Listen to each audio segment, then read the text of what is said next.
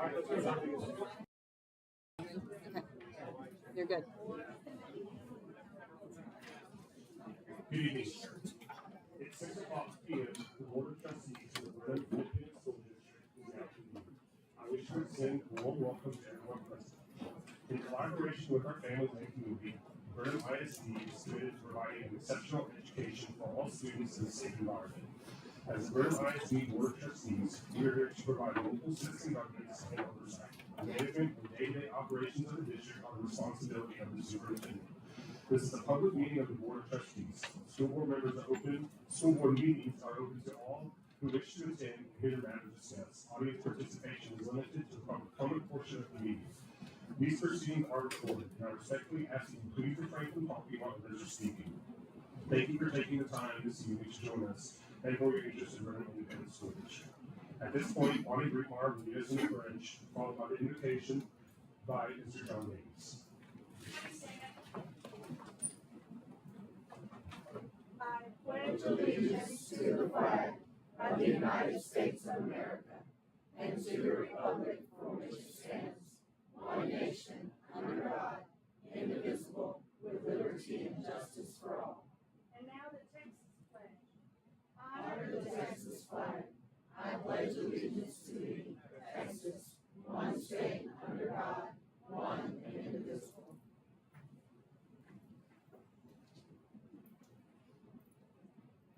Join me in prayer. Oh.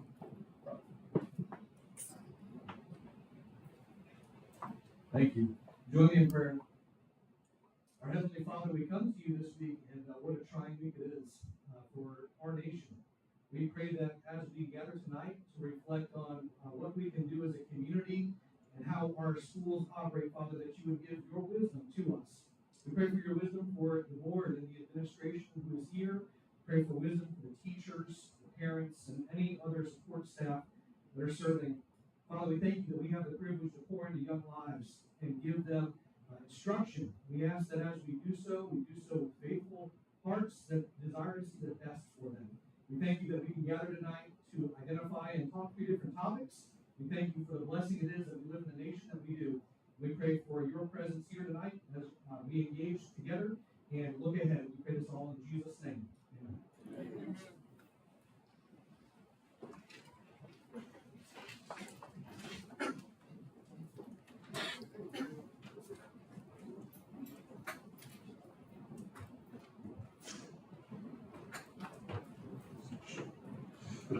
The public comment portion of the meeting is an opportunity for citizens to address the board, to make comments to the board in accordance with the Texas Open Meetings Act. The board will only listen without comment. Specific factual information or resuscitation of existing policy may be furnished in response to inquiries, but the board may not deliberate, discuss, or make any decision on any subject not on the agenda. No presentation shall exceed 3 minutes. Delegations of more than 5 persons shall appoint one spokesperson. Persons must identify themselves and the groups they represent at the beginning of each presentation. Persons who wish to participate in this portion of the meeting should sign up with the presiding officer or designee before the meeting began. Presentation and language should be appropriate for all audiences. The allotted time will be displayed on the screen behind me. Please stop speaking when the time runs out. Thank you for taking time to address the board this evening and for respecting the district's policies and procedures. First, I have Renee Cunningham.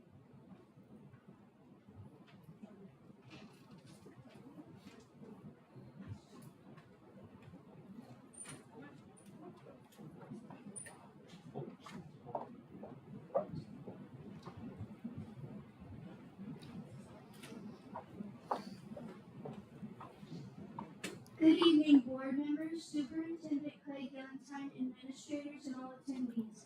My name is Renee Cunningham, and I'm a proud student of Brenham Middle School. With me tonight is my mom, my brother Hayes, my sister Layton, along with my friend Gavin Gwynn and his mother. We are here as members of this community and as voices for all BISD students. We've come tonight with one simple purpose, to say thank you.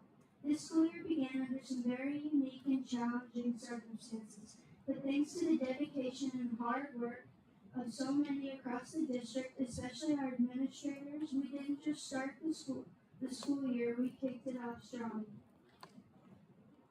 To the board members, thank you for aligning this goal. To our superintendent, his cabinet, school principals, maintenance teams, and every department involved, we saw your effort. Even as you faced your own personal challenges and gave up time with your families and your own children, you were working around the clock while we were still getting ready for school. You raced against time to ensure that the campuses affected by the storm were safe, ready, and welcoming for all of us.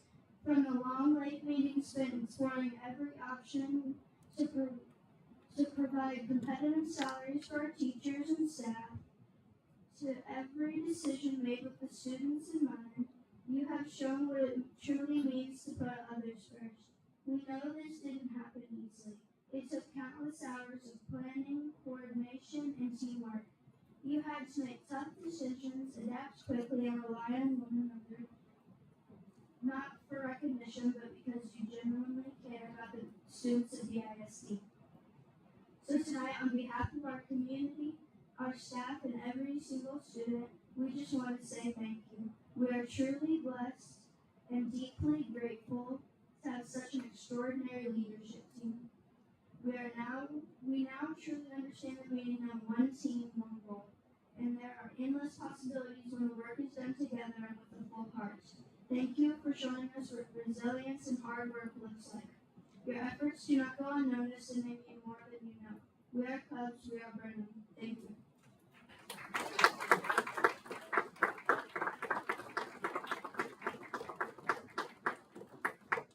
Anybody's ever questioned why we do what we do? It's because of people like that take the time and have the courage to stand up here and speak in front of us. So thank you so much. I cannot say how much that meant, and I was fighting back tears, and you made me cry. Oh man, you didn't. Next we have John Davies.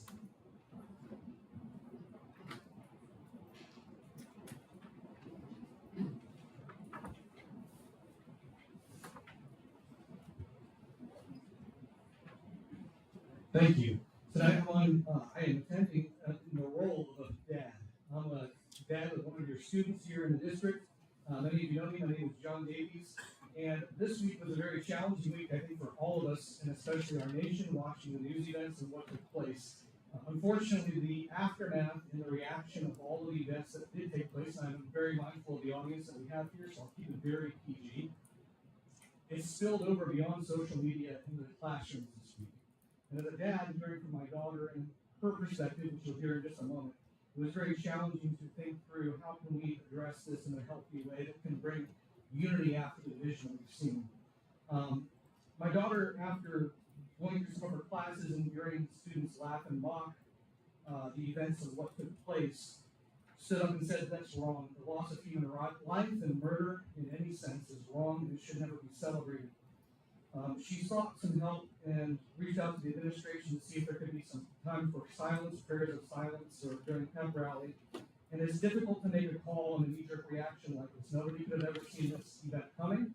But the reaction that she did receive was that it's too controversial and that it would be able to protect the image of the local school district. As a parent, that was hard to hear. And my question that I wrestled with was, as a citizen of the community and also a parent of a child in the district, what is this image that we have to protect? I understand that Charlie Kirk for many is a very controversial figure. Some people have called him racist, sexist, fascist, and the list goes on and on. Oftentimes, those who are making those claims are looking at clips that are taken out of context and composition videos that are splicing 5 seconds or so of him making a statement and then putting it right into another interview he does with another 5-second clip, and they're losing the entire context of the conversation. If we settle on making a judgment on an individual, whether it's me or Charlie or anyone else, by only listening to an edited clip that's taken out of context, we not only are intellectually lazy, but we're dishonest. And our kids don't need to be told what to think as much as we need to teach them how to think. Those who have done the work to examine the context of Charlie Kirk's statements have found that he was not necessarily a racist, sexist, fascist, or anything else. And this week, as different people have done their due diligence, he's been honored in the nation's capital, NFL, Major League Baseball, and countless cities across the nation. This week has been an opportunity, I believe, for us to publicly denounce violence, and not just at the high school, but in all of our district. This week has been an opportunity for us to respect others who hold a different opinion than our own. And this week has been an opportunity that we have to reinforce the value of human life. If we're silent, then we cannot come together. We can't find unity in silence. I know I'm out of time. So moving forward, I'll wrap it up and I'll just say this. I pray that our district would take seriously their response to this situation. This is an unprecedented situation. And I pray that it would not just be for the students, but for our entire community. Thank you, Mr. Hayes.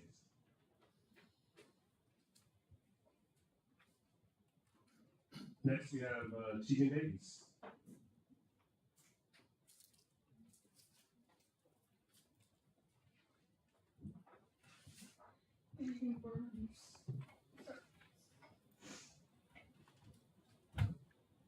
I must say I was truly disgusted this week at the behavior of my fellow students. It is not okay to celebrate life taken away from the beloved figure, a father, and a husband. As I went throughout the week, there were several students, including myself, who were trying to tell people, this is not okay. This is not right. But there were others who were shunning us and rejecting us and yelling at us for saying those statements. As I went through all my classes and spoke to friends and fellow students and classmates, I realized we are no longer united as a community or as a school group. There's so much division and hatred within our own school that people are not allowed to speak freely. And even some of the faculty members are allowing this hate speech to continue within classrooms, smiling as it happens, and not saying anything regarding, hey, this is not okay, this is disturbing. I would just like to also say that the school image that, quote unquote, is being protected is one that is divided, full of hatred, and is deeply disturbing. We cannot keep protecting this public school image if the image does not reflect our constitutional rights and the different degrees of government. Just like to also say that many of their students, including myself, are being affected socially because of this. A dear friend of mine is going to quit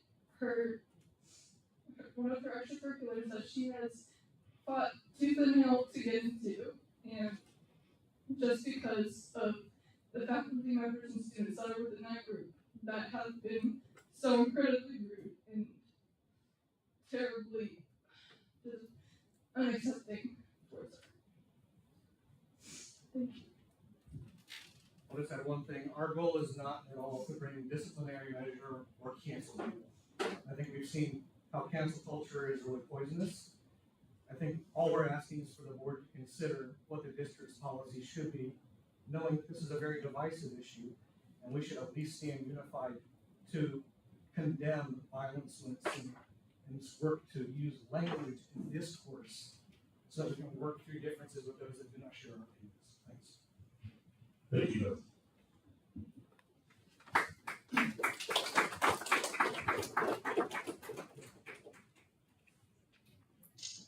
Okay, next, Joe Robertson with Run for Youth in Washington County will present a donation to the district for Run for Youth.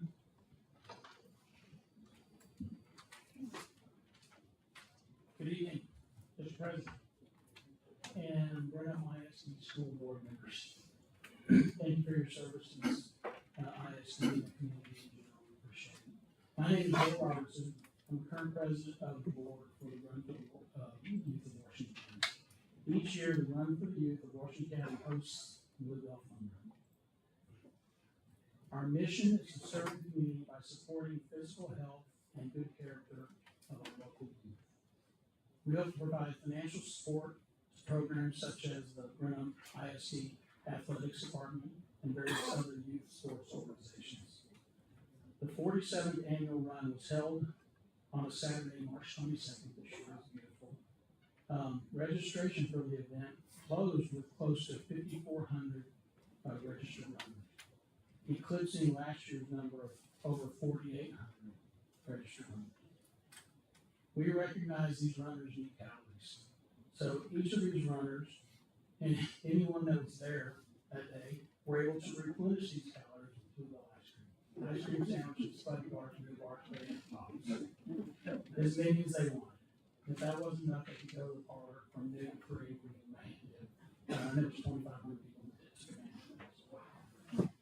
The success of this run would not be possible without our board of directors, many of which are here tonight. We have our race director, our race organizers and their teams, and the race day support provided by volunteer BISD coaches, students, and student athletes. We appreciate all of them. On behalf of all of these individuals and the board of directors, we are pleased to present a portion of the proceeds of this year's run in the amount of $118,500 for the benefit of Brenham ISD athletic programs. Thank you.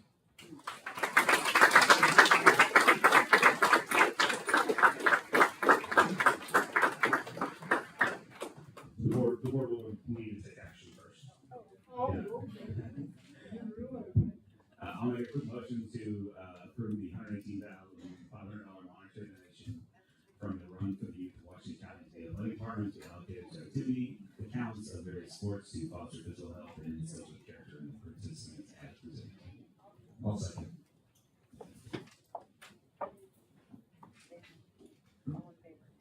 Okay, Justin Collier made motion, seconded by Sean Coombs to approve a $100,018,500 monetary donation from Run for the Youth of Washington County to the athletic department to be allocated to activity accounts of various sports to foster physical health and instill good character in their participations as presented. All in favor? Aye. All opposed? All right, motion passes.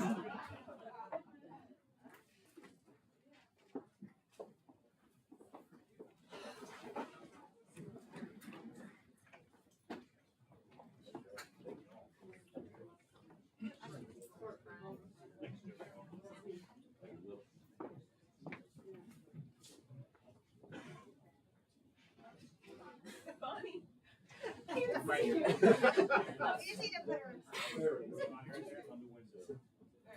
Ready? 1,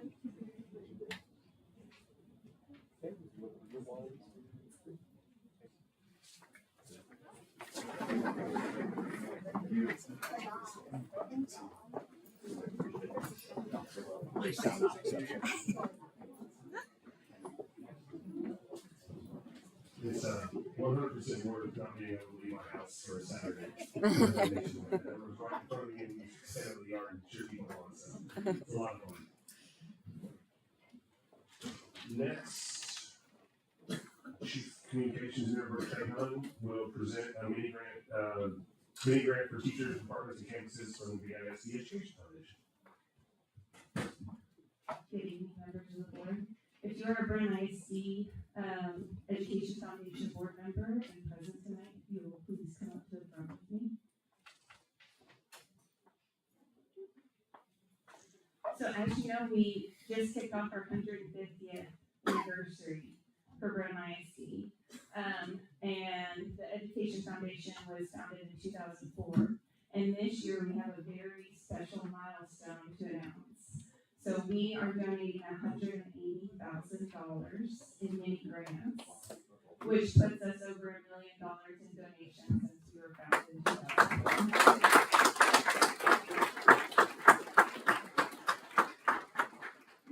So we would like to thank all of the community and our teachers and our staff, because how we raise these funds are through in-kind donations, the auction that we have, the Dinner to Remember in April. Our teachers, through employee giving, choose to donate, deduct from their paychecks monthly towards this. And then next month we have the Day of Giving for Brazos Valley Gives. So we have been wonderfully blessed for our community to then be able to turn over and almost award 100% of the grants that were turned in by the district. So we were very, very, almost 100%. That's amazing. I wish, but very, very close. We're still putting money into our endowment fund so that we can give away scholarships to seniors. We just gave away our first one this year, and we're hoping to up that to 2. So. Would you like to sing? I'm good.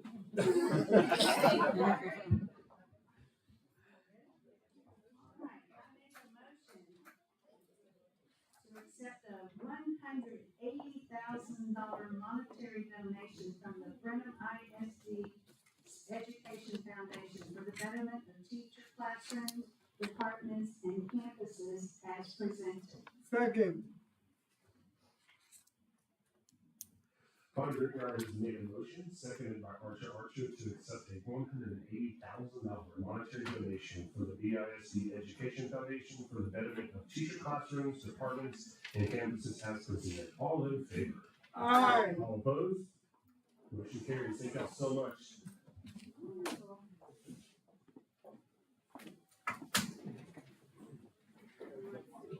I want to be sitting, so I'm gonna be sure. Okay, Bonnie, you're gonna have to get your spot. Walk down this way.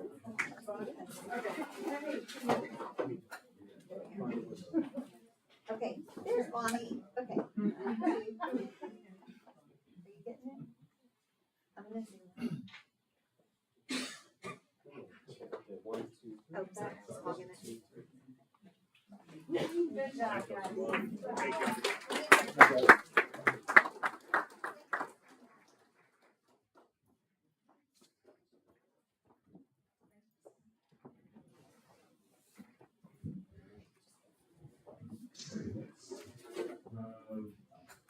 Again, Chief Communications Manager will introduce the 3 Lions Clubs of Brenham and thank you for their monitoring. So, luckily hopefully is our last school year we're gonna have to do this, because this was from last school year, Native School Lunch. So now we have CEP, our students for free.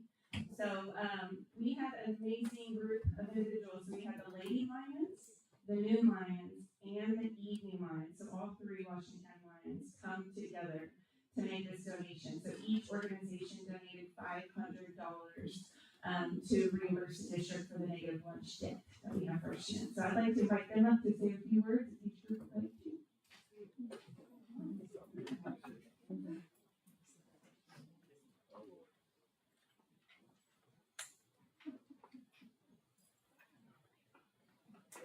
Hi, I'm Teresa Schwabach. I'm with the Washington County Lady Lions Club. I'm one of our charter members and an officer. Lions have historically always looked for ways to help those that need help. The slogan is, where there is a need, there is a lion. So someone just kind of started asking around about what we could do to help out students, because a lot of things that we focus on as Lions is childhood nutrition, or nutrition in general, helping the children. We have a Lions camp in Kerrville and other things like that. And someone mentioned that there are students that can't always pay for their lunches. So I reached out over the summer and inquired how much was out there, thinking maybe we could help with that. And then I reached out to the other 2 Lions clubs in town, and it's like, hey, this is something we can do to get back to our community.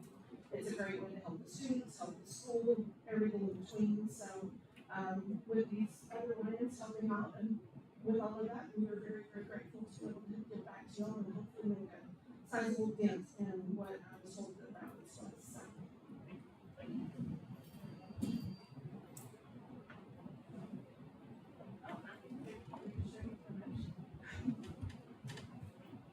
Let me see what I'm reading here. There's a lot of these. Okay, I would like to make a motion to approve a $1,500 monetary donation from the 3 Brenham Lions Club to offset negative school meal debt as presented.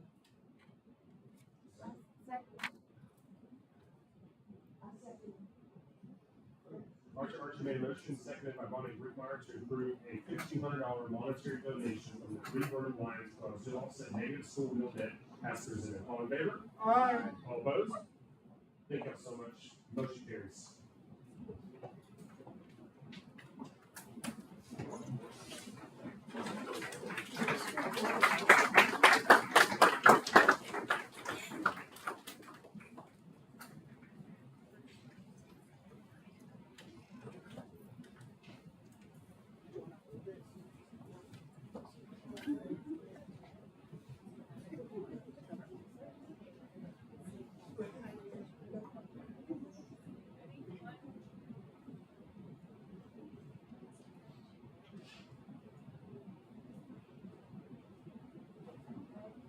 Thank you. Thank you very much.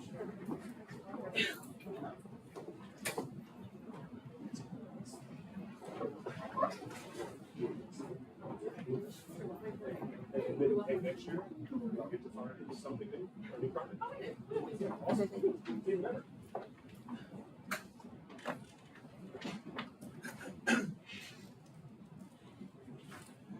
Okay, next.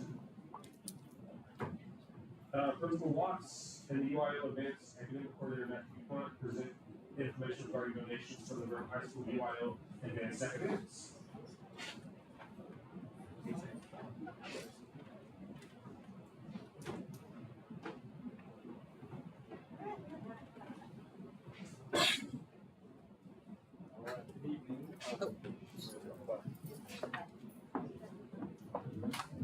Good evening, I'm Matthew DuPont. I am the UIL Academic Coordinator here at Brenham High School.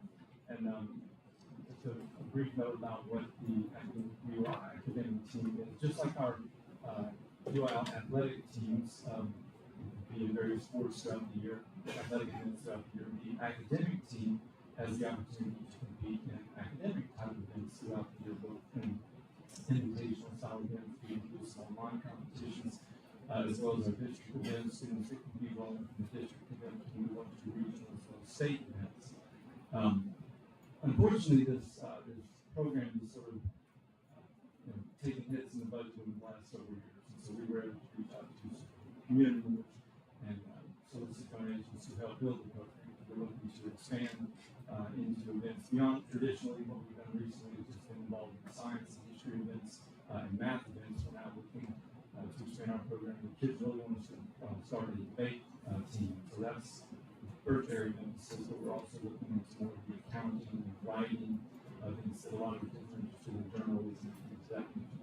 Kids get excited about and be a part of it, just haven't really had an outlet for them to do that. And so if we can bring teachers into the fold and get them involved, we'll be able to expand that program. Receiving these funds will allow us to get more teachers involved, resources for those teachers, more resources for the kids, and hopefully be competitive at these things that we attend. Good afternoon. Well, this was brought to my attention by Mr. Bond. He said, Mr. Watson, I need you with some help. He said, I think I got some resources. If you don't mind, can I go out and try to get it if we don't have the money from this year? So we have gracious donors that donate this money to this program. So I just want to thank Mr. Bond here personally for going out and doing this for Brenham High School.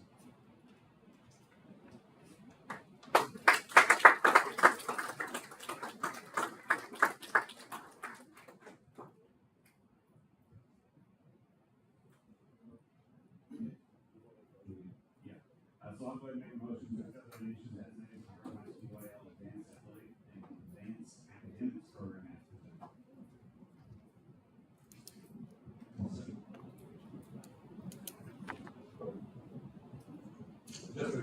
Justin Colley's made a motion, seconded by Sean Coons, to accept the donations designated for the Brenham High School UIL Advanced Academics Program as presented. All in favor? Aye. All opposed? Motion carries. Thank you for all your work.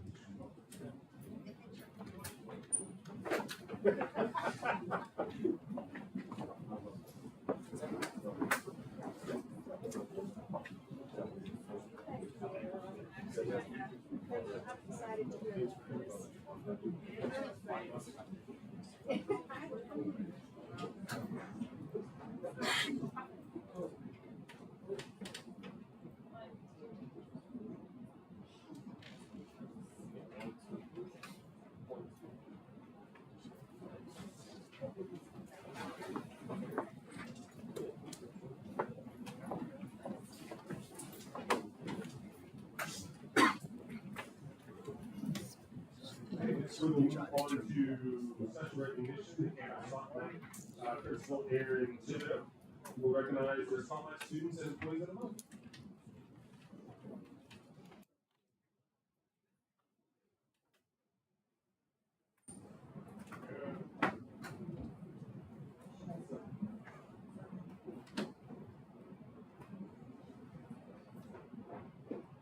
Okay, good evening. Thank you for having us. I'm so proud We have so many amazing things going on there. And first, I want to talk to you a little bit about our selection process. We don't just let anybody throw out anybody's name to be nominated for this honor.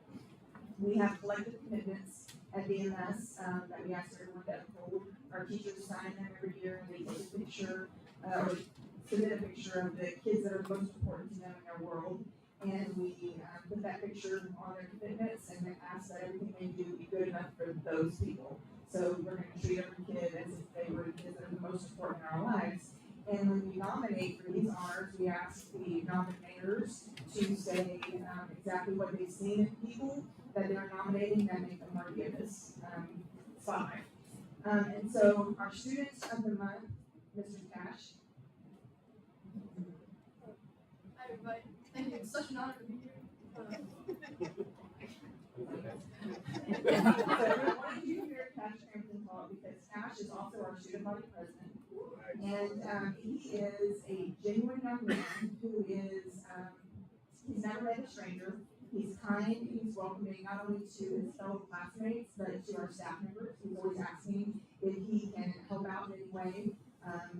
When he was first running for student council last year in fifth grade, I'm going to share something he doesn't even know. He received the most, we instituted our student council 4 years ago for the first time. He received the most votes anyone's ever received. He received more votes in his one house than some houses voted total. So he is definitely a favorite among his classmates, but also his teachers, because that's who votes for these. And so we're very proud to recommend to you or share with you that Mr. Cash Crampton is our student of the month.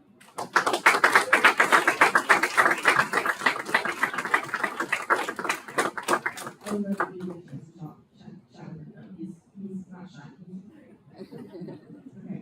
Our collective commitment. So when people submit these, the person who nominated Ms. Lady Bustos said of her, just read the collective commitments and you have this lady. She is the epitome of all that they mean. She is technically our campus secretary, but she is more like a walking help desk because she has no fear in helping and stepping in wherever she can. When I started at BMS, we were just a couple years out of COVID. Finding substitute teachers was always a struggle. Once Ms. Letty stepped into the role she is, where she's also our sub coordinator, that was not a problem anymore.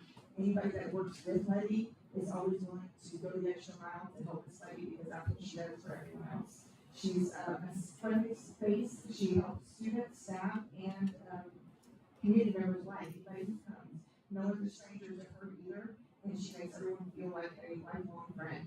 She is the best of us. Ms. Letty Bustos.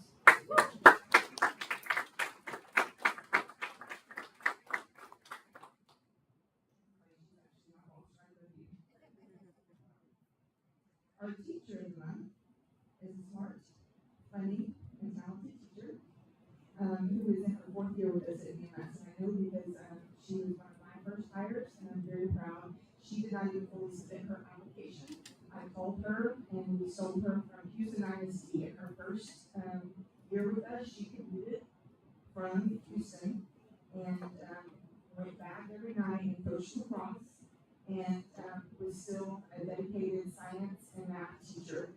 She continued to do that role even last year when we split it so that no one had two tested subjects.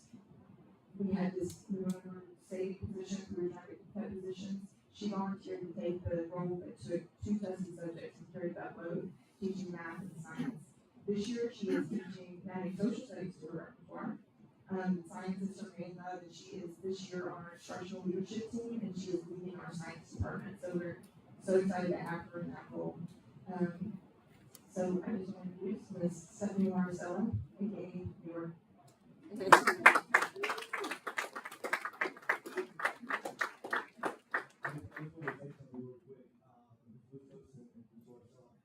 Personally, I'm going to watch you in action, and it is nothing short of impressive.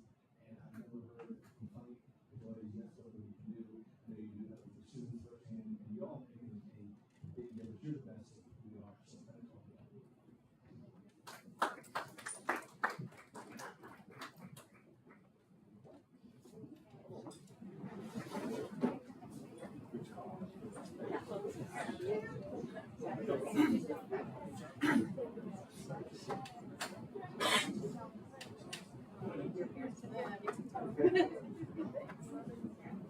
Congratulations.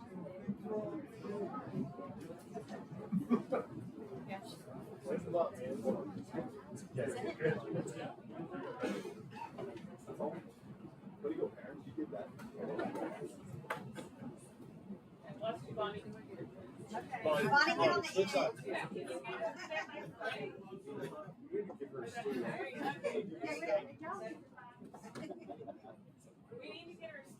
Yeah, Susan. Well, Susan had a school. Every time we take a picture, Susan, thank you. Hey, next week, you can come back. Hey, let's do it.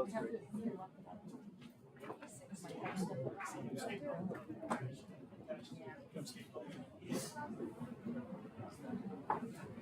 Okay, next we will discuss the results of the efficiency audit conducted by Matilda Brown City Building. Good evening. I just want to give a quick introduction to our guest tonight, Mr. Zach Marquette, from T.O. Brown & Hill, our audit firm. As you know, one of the requirements for a school district to be eligible to conduct a neighbor election, which we have called, is that an efficiency audit must be performed. And so we've gone through that process, and our regular audit firm will do this audit for us. And so I will turn it over to Mr. Bartek to kind of go over the highlights of the report. You have a copy there, a printed copy, and the electronic copy was also in the board packet. Good evening, members of the board. As a introduction, my name is Zach Bartek. I'm the senior audit associate to Matilda. We are the district's external auditor. And as I mentioned, the district is looking to go out for a voter-approved tax rate election for a Vader for short this November 4th. The goal of the Vader is to raise the minimum tax rate for maintenance and operations from roughly 67 cents up to roughly 69 cents on the dollar. This is looking to create an additional $2.5 million of revenue for the district, and it looks to only increase the property taxes for the average homeowner here in Brenham by about $45 per year. So the state mandates that these efficiency audits are conducted as a result to have the district go and have a vote to increase the tax rate beyond the state compressed rate. So there are a lot of factors that go into that state calculation of what that rate should be, but the goal of the efficiency audit is to compare the district to a variety of fiscal peers that audit firms selected. If you could kindly turn to page 8 of the report, you will see in figure 1 the 8 peer districts that we selected. A lot of the districts here are not necessarily in the same region as the district, and so that's often a common question among those that are looking at these reports as to why there is no district that is relatively close. And the reason being is that the state intends to have you analyze your district among fiscal peers.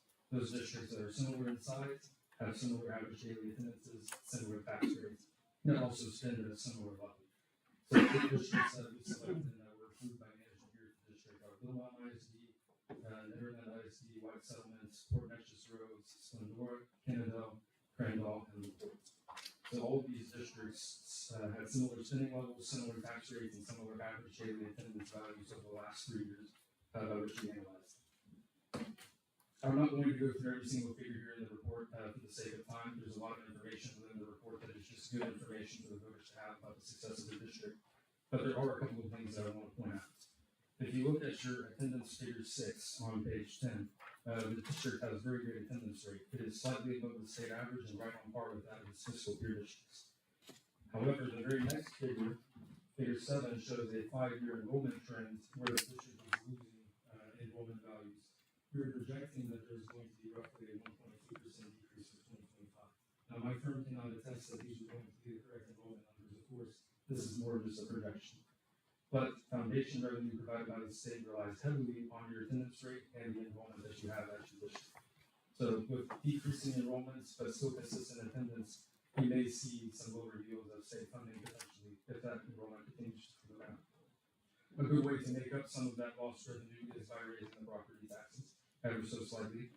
In figure 8, the district revenue item right here, you'll see that the local community tax rate provides the majority of the district's revenue per student.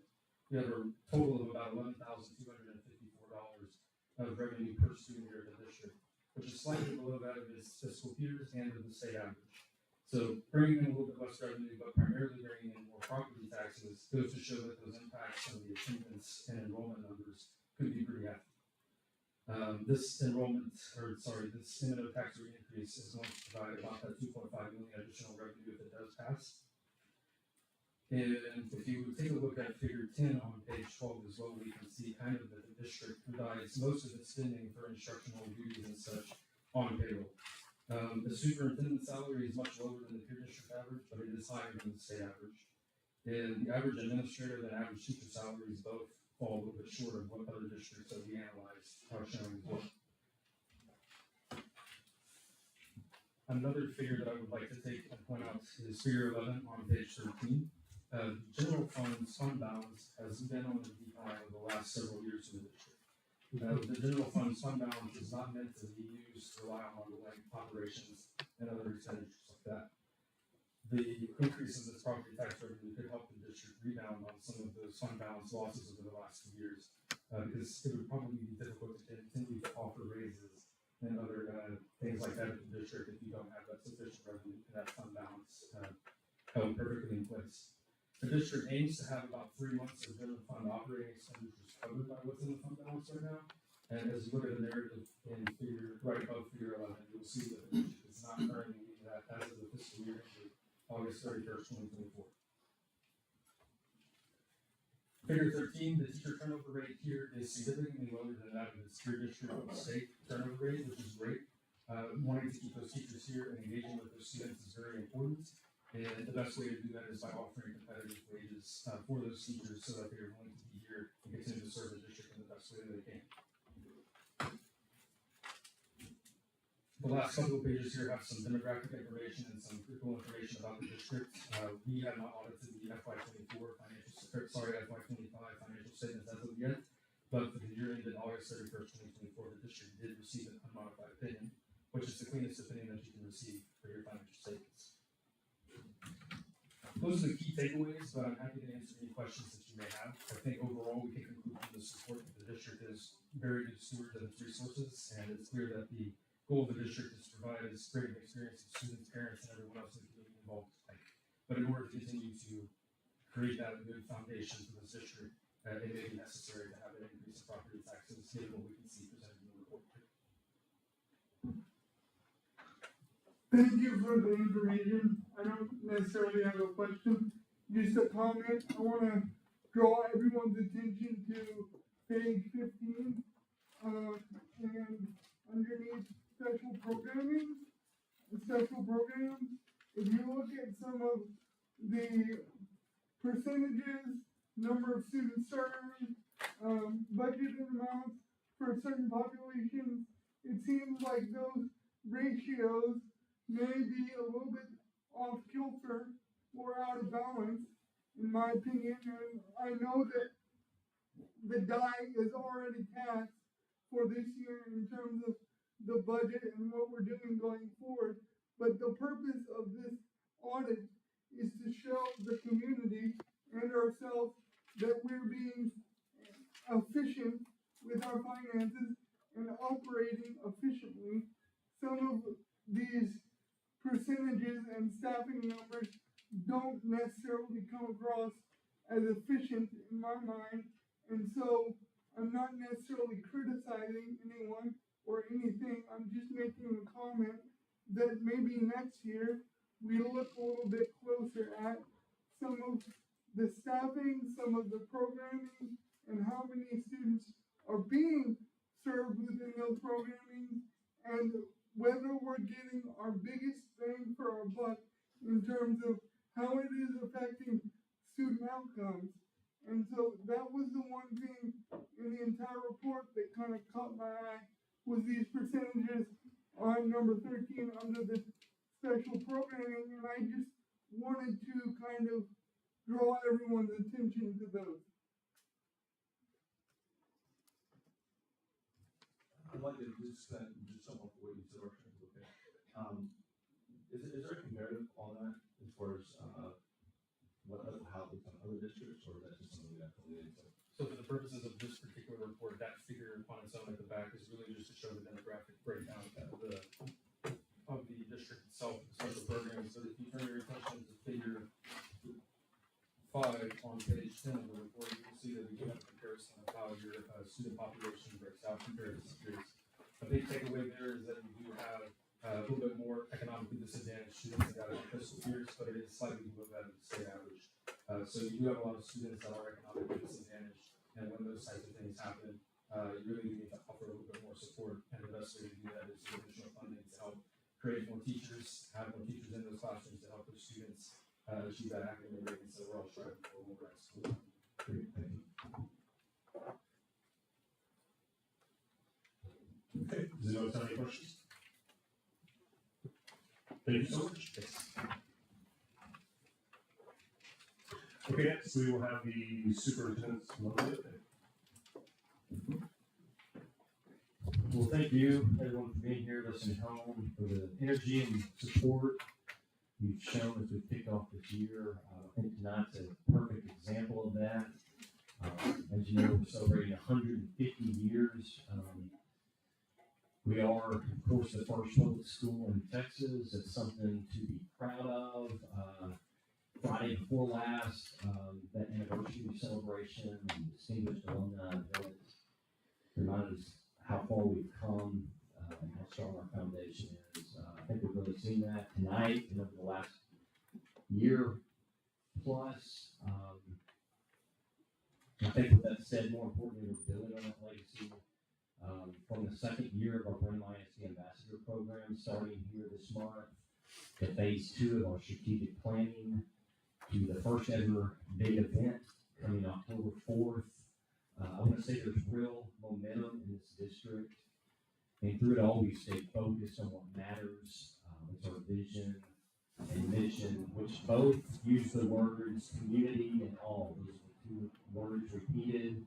I feel like we really leaned into that this year, over the past year, and we've seen the power of working together, listening, planning, as one united team from these things I've mentioned to tonight, the donation from Run for the Youth Washington County, donation from the Education Foundation, the donation from the Lions Club, the donation for advanced academics.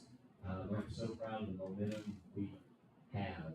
At the same time, we heard from a concerned parent this evening. I mention that to say, as a public school, we are a reflection of the public. I think public school, we need to really underline, bold print the word public. We are only a reflection of the community in which we reside. We are 5,000 students, 800 employees. Those 5,000 students have 10,000 parents, another 5,000 step parents. Those 800 employees have spouses, et cetera, et cetera, et cetera. We are a hub of this community, and it's only through communication and collaboration that we grow. I think we're knocking that out of the park, but it is a endless job. It's something we'll have to continue to do and strive towards every day. So I appreciate the challenges that we're faced with, and I look forward to continuing to embrace them as we have. Those are my comments. Thank you, Mr. Hamilton. Okay, next we'll go to board members' reports and comments. Archie, you know first? I'll go first since it's about me. I attended the 150 anniversary celebration. The energy in that room, everyone spoke, the people that were selected, it was a really, really, really good event. I was very proud of to be a part of it. I got to introduce the Rose School Course for her wonderful speech and talking about how Brenham punches bigger than we actually are, which I think is a testament to kind of pride in what we do. I've also been an avid supporter of the Brenham Junior High 7th grade football team. I'm not sure.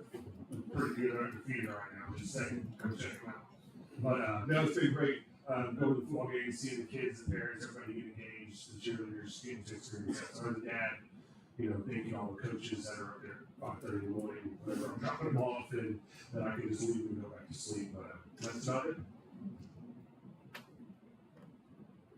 Okay, as usual, I have quite a few words to say too.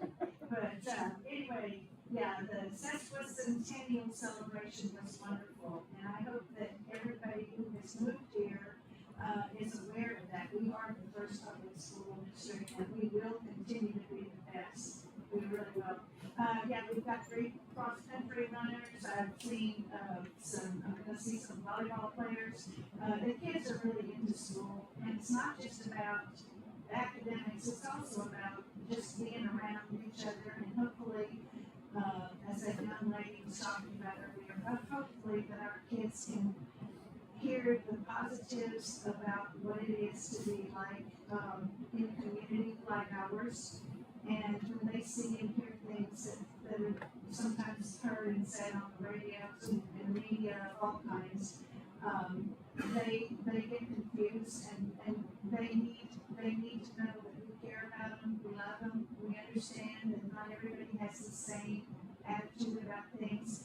But this is a good time for us to have discussions with those kids who may be really upset and need some guidance. And luckily, most of them have great parents who can help them with that. But anyway, legislative updates, we're all learning about that now, and there have been so many bills passed that we're going to get to learn more and more about. So I hope we're all looking forward to that.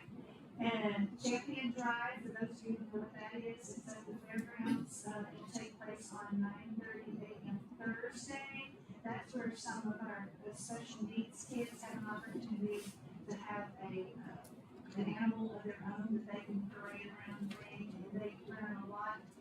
But also the students who share their pig or their sheep or their whatever animal, they get a chance to see what it's like to work with a student who has special needs too. So that's great. Washington County Read takes place on October the 7th. Now this is the Washington County Read. For anybody who believes that reading is important, and who doesn't, you need to understand here in Washington County we have a group of people called lifetime learning individuals, and we work to find positive and good books for everyone to read and share. And then we invite the author to come to Brenham, and we have a reception. It's a great way for people to gather and talk about books and reading. But we also bring this to Brenham High School because there are a lot of kids out there. Believe it or not, there are high school students who want to be authors someday.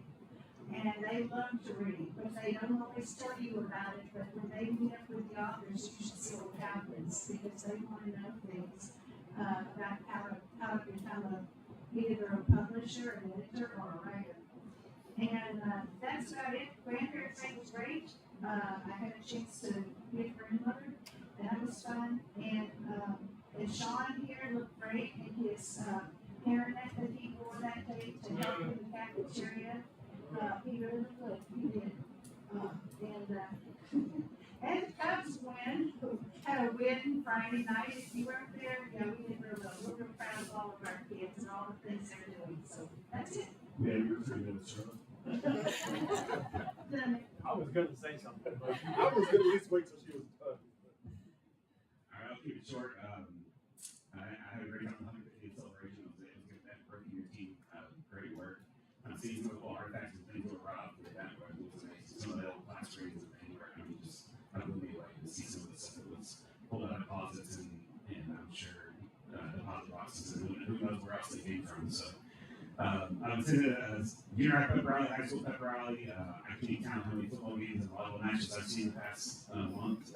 Having 3 kids all doing all kinds of activities. I think I've been to a little bit of everything. Kicked off the fair this week with the Buggy Cap Show and saw all the students there at the Buggy Cap Show on Sunday. I'm really excited about the fair. I'll be a chance to drive Thursday with my own kids and watching them mentor some special needs students and just really looking forward to the Washington County Fair.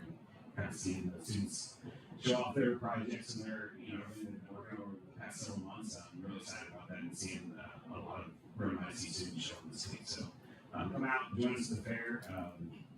A lot of the shows are happening Wednesday morning for the animals, and then probably Thursday morning, the big sale on Friday after lunch. So come out and see us. I'll be there. I'll be at junior high football tomorrow night and volleyball all over the place tomorrow night. So come and see us, it'll be a lot of fun. Okay, and my honor now. Yes, I was wearing hairnet and just got to go behind the scenes and love watching our competition program and what they're doing and the way they do it. And got to work with a fantastic team at Alton and also Mr. Senator Davis and just kind of understanding how to do it. The thing I took away was joy, just the joy and ask them, what do you love about it? When they talk about the kids and I had one of them told me, Mr. Alex, I would never leave the school. Whenever what you're doing is infectious, it gets behind the lunch line, that's something special about what you're doing there. And it's really neat to see that across the board. And just be able to hear from the grandparents and the kids and a lot of positive just momentum within our community for the things that are happening. On top of that, also mentioned junior high football has been a blast to watch. But I sat with the band the other day. And loud, yes, loud, but just watching the camaraderie and the fact that we can offer these things and that they do it so well and the tireless hours that our band has put in is pretty impressive. And also, I mean, just being able to not cringe whenever the kid hits that note because they know one day they're going to hit it right. I was never that kid because I could never hit the note, but I promise all those guys get out there. I know they're not sweating all August until now after it. And then just watching our Brenham High School band just on the field, just excellent. And the dancers. And I just want to say this too. I love the fact that whenever I watch two young daughters, I see whether they're cheerleaders or bells, whatever, we just take that time and just lay down, talk to the kids. And of course, it's on big display during halftime with our kids and the moms and the dads. So that was just going to be more for my child. And so I know there's a lot of work that goes into this, fish and others are doing that. But I love that we live in a community that that kind of stuff happens. And just the pep rallies and the enthusiasm from our students. You know, a lot of folks may talk about the world is a simple place, not that pep rally. And I know they do well. So I think we have a great thing ahead. So thank you for everybody who's taking the time and effort. Administrators, teachers, you guys are doing it. You're doing it well.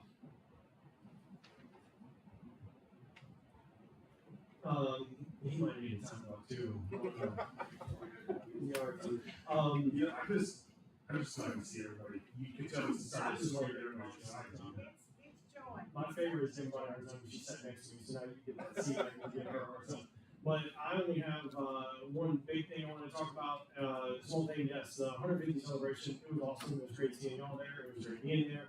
I haven't been able to attend in the past. That was my first one, and it was really cool. I enjoyed every second of it. Seeing a lot of the old stuff. It was pretty neat. But I wanted to make sure that everybody marks their calendar for the Brenham Big event. It's coming up. It's Community-Wide Service Day, scheduled on Saturday, October 4th. It's modeled after A&M's big event. It's organized by Brenham Game Changers and Brenham ISD. It's high school students, community volunteers working on various projects, including landscaping, painting, cleaning up, just a lot of service projects to help out the Brenham campuses. Kind of ties in with this lawn we're about to hopefully go on. But the goal is just to unite the community through service, help maintain the school campuses. And again, it's Saturday, October 4th. High school students, community volunteers, all ages, businesses, churches, nonprofits. Excuse me. And then it's going to be pretty much all day. So if you want to volunteer or if businesses want to be a part of it, it's either the Game Changers website or the ISD website, but it's called the Big Event or the Brenham Big Event. So if you're interested in volunteering or businesses interested in donating, supporting, helping, or if anybody wants to just go out there and help out, it's going to be a big day of helping out, updating campuses, painting and doing landscape, stuff like that. So that's it. Thank you for that. Yep. Before we move on, I know everybody's wanted to know that the 7th grade beaching football did win. So let's get that out. Okay, next we're going to have the Superintendent Craig Valentine and Faith Mission Executive Director, Mr. Reverend Randy Wells, are going to give us our annual Smart Kids Program reports. Well, let me just say thank you, Randy, for being here. The partnership between us and the work that you do it's just another testament of really the community initiatives I see going strong in this district right now. Thank you for being a leader in that. Thank experienced leader in that. And really, please come up and thank you. Good evening to President and to Superintendent, to the entire board, and to all of the wonderful people in the audience. I did 180 seconds, so I'm going to try to give you 10 of those back. But on behalf of the Faith Mission Board, our team, and the children and families we serve, we want to say thank you. I'm quickly going to tell you what was, what is, and what's to come. In the spring of 2006, there was a Brenham ISD employee by the name of Jackie Estes, and 550 families descended upon Washington County via Hurricane Katrina. And there's a federal law called McKinney-Vento law that says that there have to be special provisions for children who are homeless. So now having 550 families that have descended on Brenham ISD, what wound up happening was Ms. Estes resigned from the district, and 3 people, Ms. you may know, but she ran Antique Rose Emporium, her and Mr. J.B. Young and myself, we began the process of starting the SMART Care program. SMART actually stands for Science, Math, Art, Reading, Technology, the 5 core areas: culture, academic, recreational, and enrichment. Because the first day a lady drove up, she rolled down the window, she says, "Where's that program for those homeless children?" We didn't think that was legitimate self-esteem. So some people graduated, thank you, Lord, they like me. So we came up, and now they have green shirts with white letters that say Smart Kids. So we take on the challenge, and I close with the 3 Ps. We take on the most challenging kids in the district, and we do that by design. Kids who have lived in parks because their mother was divorced and their husband, and they lived in a van, and kids who live in hotels, and kids who are going through CPS challenges. And over the years, because this year symbolizes year 19, I said year 19 of the Faith Mission Brenham ISD Smart Care Kid program. So what you see on the screen, these are just a few of the smart kids that are now part of the graduating class of 2026. You see your drum major, you see ROTC, you see the bells, you see track people, and there's some that's still not on there. Did you know that 5 of the starters on the Brenham ISD football team were former smart kids? So number 1 is a very personalized program. We meet Monday and Wednesday from 3 to 5:30. I say I only have 3 hours a week to help change these children and families' lives. Of the 30 kids that we serve annually, 100% of them were promoted to the next grade. Our superintendent 2 years ago, because we're a year-round program, because the greatest time of educational loss is in the summertime. So every summer I do something special. 3 years ago, I did a princess camp based upon the movie Hidden Figures, and he got to see them get their manicures and pedicures for the first time. It was part of the Rites of Passage program. This summer, we did a tour of Texas, where they went to Houston, Austin, Dallas, San Antonio, and El Paso. So when they're sitting in class and say, "What do you know about the Alamo?" they say, "I was at the Alamo." So this year, our summer trip is going to be, "What you know about New Orleans?" Trailblazing the civil rights movement. So we're going to go from Texas to Louisiana to Mississippi to Georgia to Alabama to the Dr. Martin King Nonviolence Center. So first is personal. Secondly, it's focused upon partnerships. Brenham Game Changers and people like St. Peter's Episcopal, where they do pumpkin and pizza, Plan North that do a lot of great things, and Washington County EMS, where we have an aviation Christmas party where I fly down in the helicopter. And closely is the parents, of course. We have 100% parent participation. They're actively engaged. We're just excited to continue to extend this program to our district. And literally, the only skin we ask for the district is to transport the kids to our Yellow Smart House. We cover all personnel costs. We have great retired teachers like Ms. Libby Kiki. We have simulation instructor for the nursing program, Samuel Rama. And we're blessed with Glen, where we have football, basketball, and soccer teams that provide one-on-one mentorship. So every child has somebody just for them. So with that, I want to say thank you. I extend it to the district. We do our annual candidate gala. You all have a table of 10 on me. So if you want to learn more about Faith Mission, you can come off a wonderful night, Cowboy Church, great meal, and you can learn more about Faith Mission. So again, Brenham ISD, thank y'all so much for allowing us. And this is what the vision is excellence in education for all. Thank you for letting us partner to do that.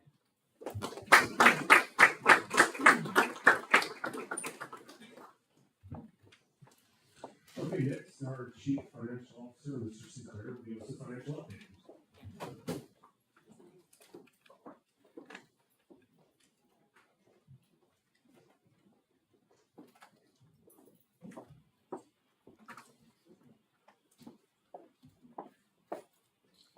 Good evening again. Before we get started with our monthly financial update, I would like to just draw your attention to the fact that even though we are in the first half of the first month of the new fiscal year, 25-26 fiscal year, since our reports always look back a month, we're still looking at the 24-25 data for the month of August. So I just want to make sure that was not missed on anyone, that we are still looking at last year's information. Okay, first of all, we have our investment report. Again, not a lot of change as far as interest rate overall. I think it was about 0.01% decrease from the previous month, so very little change. The only significant changes to the balances for money that we transferred over to the local bank as we closed out the fiscal year. Keeping in mind we did get one TEA payment right towards the end of August, but we need to bring some more money over before we got that payment to get through our payroll. And we will be getting payments from TEA this month, and I believe next month. That'll be the bulk of our funding for this year. We're on a fairly staggered payment schedule. We get paid September, October, and next August. So we get the bulk of our money at the front of the beginning of the school year, and our tax collections sustain us after that. Tax collection, speaking of that, we did hit the 98% mark on current tax collections at the end of August for the 24-25 fiscal year. Just to keep in mind, even though that's not exactly 100%, the way TEA views our tax collections, they combine our delinquent with our current. So when you add in the delinquent collections, they don't actually look at the delinquent levy, they just look at the delinquent collections, and they add those to our current, but don't look at the current collection levy. So that actually pushes up pretty close to 100% when the way they look at it. So our delinquent collections, of course, are important. We do want to try to be able to receive that money as quickly as we can once it's become delinquent, and we're definitely looking good on those collections, better than we have in the past, I would say. And then finally, again, our 24-25 budgeted expenses per function versus actual. So you'll see that the numbers in green reflect the amended budget that you approved last month. The expenses that you see there in yellow are pretty well current through the end of August, but you keep in mind, I mentioned this before, we have expenses, we have invoices that are still coming in here in September that actually are due back to the previous fiscal year because we did take possession of the goods or services by August 31st. So these yellow numbers will continue to be updated slightly as we continue on, although I did mention that I think at our cabinet meeting last Friday that it seems like our August bills coming in September are not quite as numerous this year as they were last year. I think we've been able to keep that at a minimum, it seems like, compared to last year. So I'm not predicting huge changes in those expense values as we continue to go through the rest of this month and to the beginning of October. I'm sure that you would like to know this, but in your board packet, you have a slightly different view of this information. You have it broken down by the general fund, food service fund, and debt service fund individually. This is all three of those combined here on the screen. Just pointing out to you something I mentioned at the last meeting that we had. We are still currently looking at a positive fund balance for the general fund. Right now, my best guess is about $200,000. That's not set in stone. There's still bills coming in. There's still one possible revenue stream that hasn't been completely realized yet, so that could change. But we're still looking in a positive direction at this point. Our food service fund, even with the expenses that we had, the additional expenses, construction project, planning purposes, spend down our fund balance. We're still looking at probably about a $50,000 fund balance total, which again was planned expenses. So that was a goal of trying to spend down the excessive fund balance that we had. And our debt service fund looks to still have about $1 million in fund balance. So all three of those are looking positive, and hopefully they will continue at that level as we really truly close out the old year in the next few weeks. Questions about any information? Thank you very much for all the work. Okay, next, our Director of Information Technology, Brittany will present information about a laptop refresh at the high school.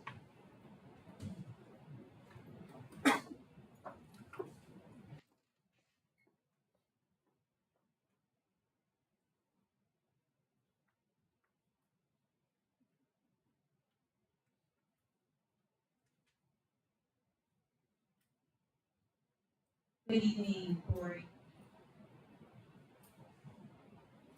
Okay, so I'd like to go over today with you before we talk about the laptops and getting your approval is go over the history, the process, and the people frequently asked questions. I want to get you the technical expertise, and then I also want to get you the most important here, the why we're up here. Okay, so historically, just so you know, every 5 years, the tech director comes up here and asks for a laptop refresh. We have a certain order that we go in. This year would be high school. 5 years ago, Kim Strauss came up here and she asked for laptop approval. And next year, it would be junior high. The following year would be Brenham Middle School. Then all the elementary campuses, and then have a year that we go all the desktops. And we do this 5-year refresh to keep on top of our laptops, and so that way we have the best laptops for our staff. It's for efficiency and it's also for repairs, and we do this 5 years. So the last time that Brenham High School ordered laptops was September 8th, 2020. She ordered 150 Dell laptops, and it was $113,970. So I want you to keep that in mind when I go to the next slide. So I do also want you to remember that this is already in our budget. I'm just not asking for any additional money. I'm just asking for their approval today. Okay, so my process for doing the laptops this year was a little bit different. I wanted to make sure I had the opinion of our staff members. And so I sent a survey out to all of our staff at high school. And I actually had 88 responses. And a lot of those teachers told me some things that were very interesting to note. Like, they are very particular about their number pad. Do not take that away. Also, I was thinking they probably wanted something a little bit smaller, but no, they want that 16-inch laptop. So, got a lot of good feedback. Do you feel like your laptop can go on another year? Or do you feel like it needs to be refreshed this year? What is one thing you wish you could change? Another comment that I got over and over from you guys was battery life. I need better battery life. And so we have seen that over time with the laptops, your battery life can go down. So step 2 after that is we took the responses. We found 9 laptops that fit your needs. And from there, the techs and myself, we did a matrix, and we looked at the background. We're looking at speed, we're looking at storage, the weight, we're looking at different specs on these laptops. And from those 9, we take it down to the top 4. And we get 3 of those ordered, the top 3 ordered in, and we let these teachers try it out. And they touch it, they test it, they demo it, and they tell us kind of some things that they're looking for in those laptops. And then from there, we get the best laptop that we want for our staff, and I sent out quotes to 6 different vendors, and we heard back from 5 of the vendors. And so that's what you see the screenshot up there. And from those 5 vendors, we went with the best one and the best price, and so that was CWG. So I can get 150 laptops for $105,562.50. Now remember, 5 years ago it was $113,000. So I was super excited about that. We are in we got a little bit of a rebate to the end of September. So if you order them for the end of September, we can lock in this piece that puts it about $703.75 a piece. So we went with the big book, that was overall the winner, and the one that we have found, we also have big books at the junior high, not the junior, excuse me, the middle school and elementary, and those have been the ones that have been the best and sturdy for us as well. Okay, now these are just some frequently asked questions that I get sometimes. So, can we just not get a new battery? No, the battery for their laptops currently actually costs more than the value of their laptop right now. So that would not be cost efficient to go that route. Why can we not just wait till next year? Because if we push this off anymore, they're ready at 5 years of just pushing it. When I talk to area technology directors, they are on a 5-year laptop rotation, so you're on a 5-year rotation. So if I push it back this year, then that pushes back junior high, that pushes back middle school, that pushes back elementary, and so now we're getting in a worse cycle. Why does it cost so much? It really doesn't. I'm usually buying laptops for about $850. So this is a really good deal because we're buying in bulk. And then what happens to old laptops? I think that question I get a lot. We don't get rid of any old laptops. What we do is repurpose them. We have so many places that it has to go. It goes through learner laptops, and learner laptops, we have those in the libraries. So when you have somebody go out on maternity leave, the teacher still keeps her laptop because she's working, even though she says she's not working, and she or he. And then the person that's taking them, their place, the sub, they get a learner laptop from the library. When the laptop breaks, they go to the library and they get a learner laptop.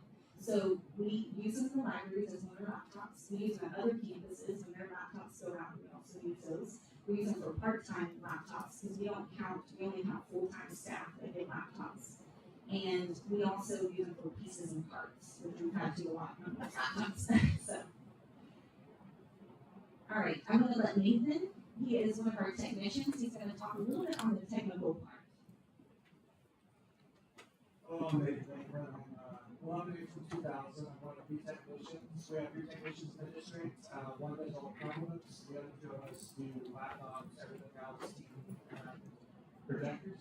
One thing I was going to talk about today is that the importance of upgrading these laptops. Right now, the high school's in a great spot because the one big problem we did have with these laptops is the chargers coming loose.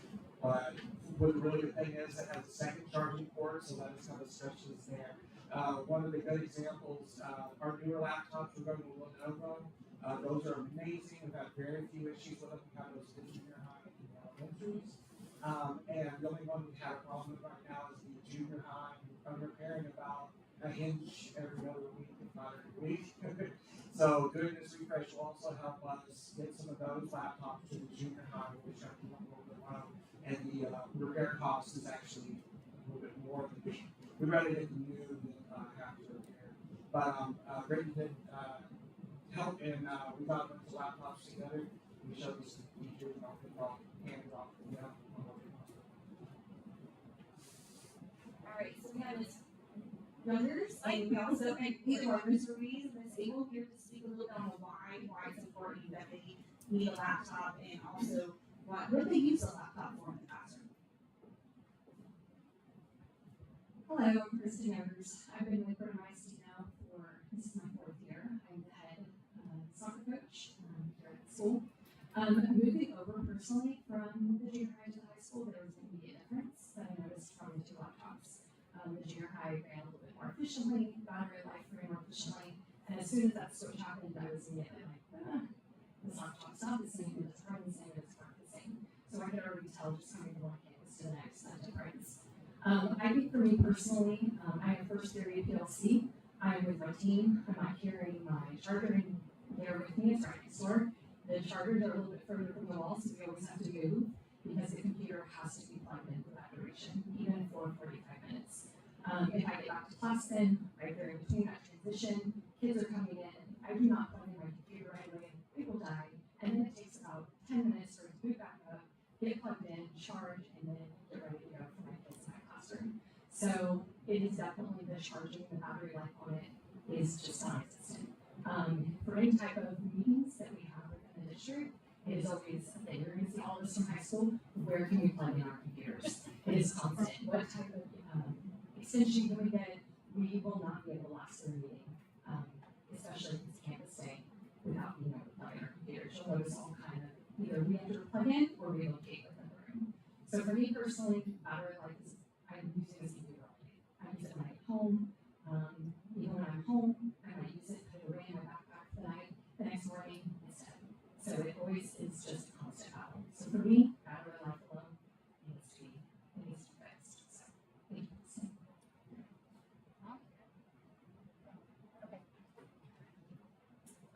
Good evening, my name is Madison Ruiz. This is my 10th, 11th, not sure, year of teaching at Brenham ISD. I have always been at the high school, but I was here in 2020 when we had the update, and I was so excited. The new laptop is going to be wonderful, and it was, but it has served its lifetime.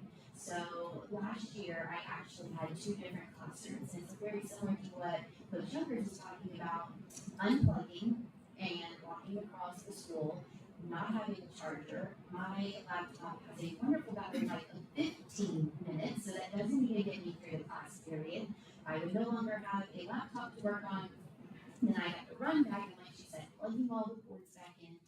And before I was blessed with the mini grant, I did not have a TV that I could then Windows K.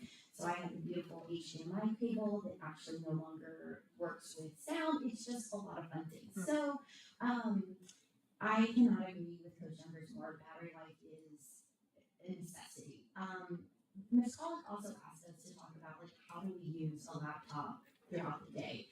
So I was kind of thinking, like, okay, what did this morning look like for me? I drive to school, and the first thing I do is I turn on the lights in my room, I get to my desk, I put my lunch in the refrigerator, and I open up my laptop. And I start first, emails. What have I missed? Such as, T-test goals are due this week. I need to communicate with my department how to set T-test goals, because I have a lot of new teachers. So let me go find the T-test rubric. Let me find the dimensions that we're going to be focusing on this year. Let me provide examples. Oh, we're switching over to Eduphoria. Let me give them a step-by-step process of how to log into Eduphoria, which means I need to log in with my laptop, take screenshots, and communicate all this through an email. I haven't even started with my lesson, with my activity, right? So then I have to pull up, I have 2 LMSs, 2 learning management systems. So I have Google Classroom with my Avid students, but then I have eCampus and my Blend with my Blend students. So I need to pull up both my LMSs. I need to make sure that all of my assignments are posted for the day, that I have communicated my expectations with my students, whether they are out for the day, they don't get behind, they know exactly what to do because everything's posted beforehand. This works great for if we have students, unfortunately, in ISS and DAP who are out sick, whatever the condition may be, if they're not physically in class, they know what's going on in class because of our LMS. We have to have a laptop to do that. We have to push all those materials out for our students because we never want our students to fall behind. Not to mention then, of course, gradebook, because we would all like for our grades to be entered on a timely manner, as well as at attendance, because let me tell you, 950 is very, very important. Let me explain 950 to you. So the intercom comes on in the middle of my lecture, and Mr. Watts gives us our very friendly reminder that we have 10 minutes to rush to our laptop and check attendance. I finish what I'm saying, I click on the next slide so my students can be writing, no downtime in the instructional period, because who wants to waste a second? And I make my way over to the laptop, and I hit a sender because, by the way, you have to refresh that, you can't keep it open the whole time. And it takes forever, because guess what? Everybody's logging on at that time. So we're gonna load. Okay guys, let's get back to the lesson while this is loading. Oh my gosh, I hope it doesn't get to 10 and the surgeon call me. That's the death of a teacher, right? So when it finally decides to load, and I'm punching all the buttons in really fast, and come on, hit submit, it continues to load. And then it wants to malfunction and tell me that it's actually Friday's date and not Monday's date. How does that happen? So, that's the fun of 950 to 10, where all teachers are rushing to get that attendance posted because we know how critical that time period is. The laptops. Today, the wonderful thing about my laptop is when I was dragging something, it went boop, boop, boop, boop, boop, boop, boop. It didn't want to go automatically. These are the fun things that we deal with, and we crack a joke and we move on with life, right? Because that's what we do here. I cannot tell you how important this laptop is. It is everything to a teacher at this point. We live in a digital age. You all around you have laptops so that you can keep up with the presentations, with the reports. You can check on information. That's what the teachers are doing. Like Coach Younger said, it, we take it home because we want to make sure our students are prepared. That means we are working past our contract hours. We are checking emails when we shouldn't be checking emails at midnight. Because a student is like having a chaotic moment and they can't get something to post and they're now crying. Baby, it's gonna be okay. I promise you, I got your back, it's okay. We are posting grades because again, we do not want to get in trouble that our grades were not posted in a timely manner. We want to make sure we're sending out those communications to parents on Parent Square or whatever our communication base is. So again, we appreciate the school board just hearing us out all of the time. I mean, our technology department has really taken the time and effort to make sure that our teachers have what they need, not just for us to be successful, but for our students to be successful as well. So I just really appreciate the collaboration and the team effort that everybody's put into this effort. Okay. You have all the good lingo in there. Oh, I don't have lots of lingo. Bottom line is, our laptops reduce our productivity. That's the bottom line. You have allowed us to work in this facility and to be a part of Brenham ISD, and we should be the very best at what we're doing. Therefore, we need the very best to help us with that new technology. I love that you all have some piece of technology out with you. It's relevant to what I do. The two courses that I'm fortunate enough to teach on this campus are forensic science, which is a new course brought back, and I teach Avid. Both of those courses demand that I have electronics and have my computer pulled up and going. I'm running 9 to 10 tabs a class period. So what I need you to understand is that this new laptop is going to help me provide current and relevant lessons to my students. I can't take them everywhere I want to go, but that computer and that screen allow me to do that. I have a classroom with 32 kids in a classroom, and they all come with a different learning style, and they all come with a different learning level. And with this new piece of technology, I can reach them on diverse levels and give them all the experience they deserve. I can't do that when my computer's lagging. I can't do that when my battery runs out. I can't do that when it doesn't support the software that I need. And finally, if I'm not teaching and if I'm not getting hands-on and doing things with my students in one of those two courses, I have to become an administrative manager. I have to be able to take that attendance. 950 is important, but we all know it's every single class period. We have to account for all of our students, 30 and more in some cases. So attendance is crucial, but that grade book is even more important. Because for these students that I currently teach, this is their future. They're leading this campus to go do bigger and better things. And if I can't set that groundstone or that foundation for them with the technology, then there's a problem. I don't think any of you want that to be a problem for us. So I appreciate you sitting and listening. I appreciate your time. I appreciate our technology department for giving us a chance to have some input and to listen to us, which is huge. So thank you. All right, what questions do y'all have for us? So, first of all, thank you for your perspective, teachers. Very, very helpful and integral to understanding what the technology does for you on a daily basis. And to be honest, if I had my brothers, we would just all go back to textbooks and there would be no computers, because I think we're losing the literacy and the reading within technology, which is so important. But this is not the world that we live in. And so my question to you, Brittany, and by the way, I think you and your team do a fantastic job, and by no means am I against this. I just want to ask a question. You said earlier that other districts are usually on a 5-year rotation,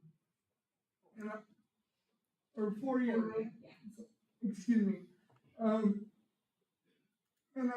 I know that that's usually the life of the computer or the technology, but is there any way to make any of this last longer or be more efficient or anything? Because buying new technology every year for every campus, I'm just being honest, as a board member, I know it's needed and I know the teachers absolutely needed and integral, and I want to support it, but it's also painful to see $105,000 going out every year, even if it is budgeted. And I'm not trying to be negative by any stretch of the imagination. It's just, that's my question. Is there any way to make any of this last longer than it does, or is it just not possible? That's just a interesting question. I actually usually like to call it this rotation as an example of what we should do across the district. The perfect example is capital improvement now. We're having a lot of conversations about air conditioners that should have been placed a long time ago. And the fact that they weren't, we now have 40, 50 air conditioners that need to be replaced all the time. Sure. Something we can't afford to do. So, I think Archer, if you roll into it every year, we're looking at resources, trying to keep those going, resources that could be used for other things. Not to mention, you have this situation much like we are with other capital improvement needs now, where you all of a sudden got to replace the entire district's laptop. So it is a planned expenditure, it has been budgeted for. I do absolutely think it's the most responsible way to approach this, but I'll dive in for answer your question. I understand your concern. The issue becomes that these laptops, Chromebooks, they have that end of your life, and also the parts become what we can't find the parts to replace them. So that's where the issues come in, but I also want Nathan to tell you a little bit about versus a work computer versus like our home computer and why it's so important to keep trading out. It's a really good question, and one of the things I love in this district is the ability to just recycle. Good ambassador program lets people come through, and usually when we have 5 broken laptops, we make those into 2 working laptops. So a lot of these things kind of go on, and I really don't like waste either. You get to a point, it's kind of like with an old car, you're putting in more, than it's really worth. And we kind of hit that at different points with different laptops, but a lot of the times that 5-year thing is more based on, like my home computer's kind of older, but these teachers use it every day, and they do a lot of work, and it's more physical just to failure. But I totally get what you're saying, but we do reach that point, and we have to make kind of a decision when we spend this $30 to fix this whole computer needs that another one is. Right. Thank you. I thought it would go the other way. I'll ask for all. These come with the warranty. So we have a 1-year warranty. We have gotten these Lenovo's before for the middle school and elementary. We have not had to actually use any of the warranty on them. And Nathan, tell me about how many times a year have you had to replace something or do anything with those Lenovo's? We've had the middle school ones, I think, for 3 years. Yes. 2 years for the elementaries. We had a total of 3 that went broken. And they all work, they're just dented. The new ones are metal. One was left on the roof of a car that fell off in front of Walmart, and it still works. So now that one is in the parties category. But the Dells are a different breed. They have the Dells. The high school and junior high have the Dells. Okay, so next question. When do we start seeing failure on the computers? Is it 3 or 4 model? It depends on the model, but usually we're up 4. Okay. So we have no problems at all with anything right now. Junior high, high school, they occupy about 90%. So let me ask a question. Buying versus leasing, because leasing will give us access earlier to to technology, especially with AI and the needs of computers. So I'm sure you all looked into that. I'd love to hear you guys about just how does that flesh out buying versus leasing? Yeah, so we did look at leasing, and in the overall, we're gonna spend more money doing the leasing because we're gonna have to pay on it every year. We're gonna have to get into a lease, so we're gonna pay more. But then the other thing I think is crucial that we talk about here is if you lease, then you're gonna have to send that off to get fixed. Right now, our teachers are used to our technicians is fixing things in a day or less.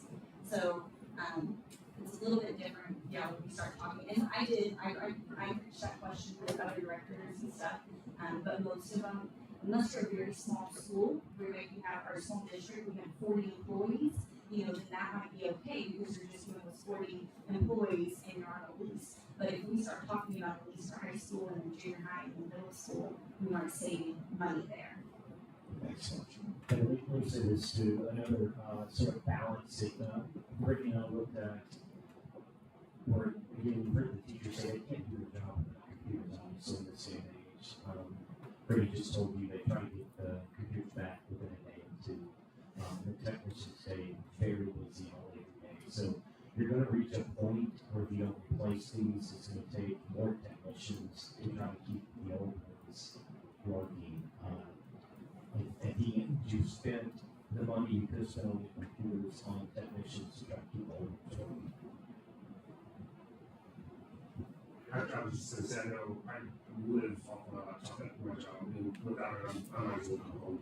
I'm just able to watch, so I totally understand what happens when you start having glitches and it acts up in the battery life. It just brings the whole work day to a screeching halt. So I appreciate you doing your due diligence and getting a better value than we got, 5 years ago, which is unheard of with the way technology prices are. And also have the way technology is evolving, I know electronics, and all of a sudden I'll get a call from a manufacturer that says they no longer make that chip, and you're done, and it's nobody can do anything about it. So it is a lot of money, but it's a necessary tool that our teachers have to have every day, every evening, in order to be successful in what they do, which is educate our kids. I mean, that's what we're here for. So yeah, I get it, but when it's time you have it in the budget and we're not pulling anything, and this is something that we plan for to be considered responsible with our money and to be considered to our students and our staff. So thanks.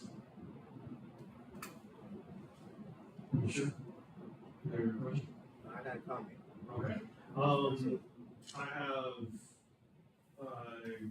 two questions probably, but I'm going to start with just this. How many of them are actually used as loaders? So when we buy 150 laptops, that means the old 150 are going to be available for parts, I guess, for other campuses, but these are Dells and not Lenovo. So it's probably going to be a weird mix. But even if we fast forward to the next time we purchase and then the next time we purchase, we're doing a lot of laptops every single year. So my question is, are we truly doing the, that's wrong way to word this, let me rephrase.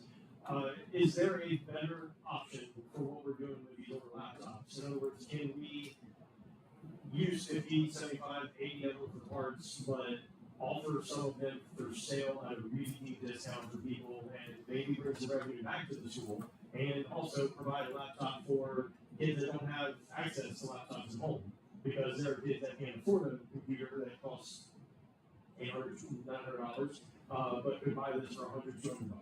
So is there an opportunity there to repurpose, reuse older laptops? Because we're getting 150 a year. That's a lot of parts.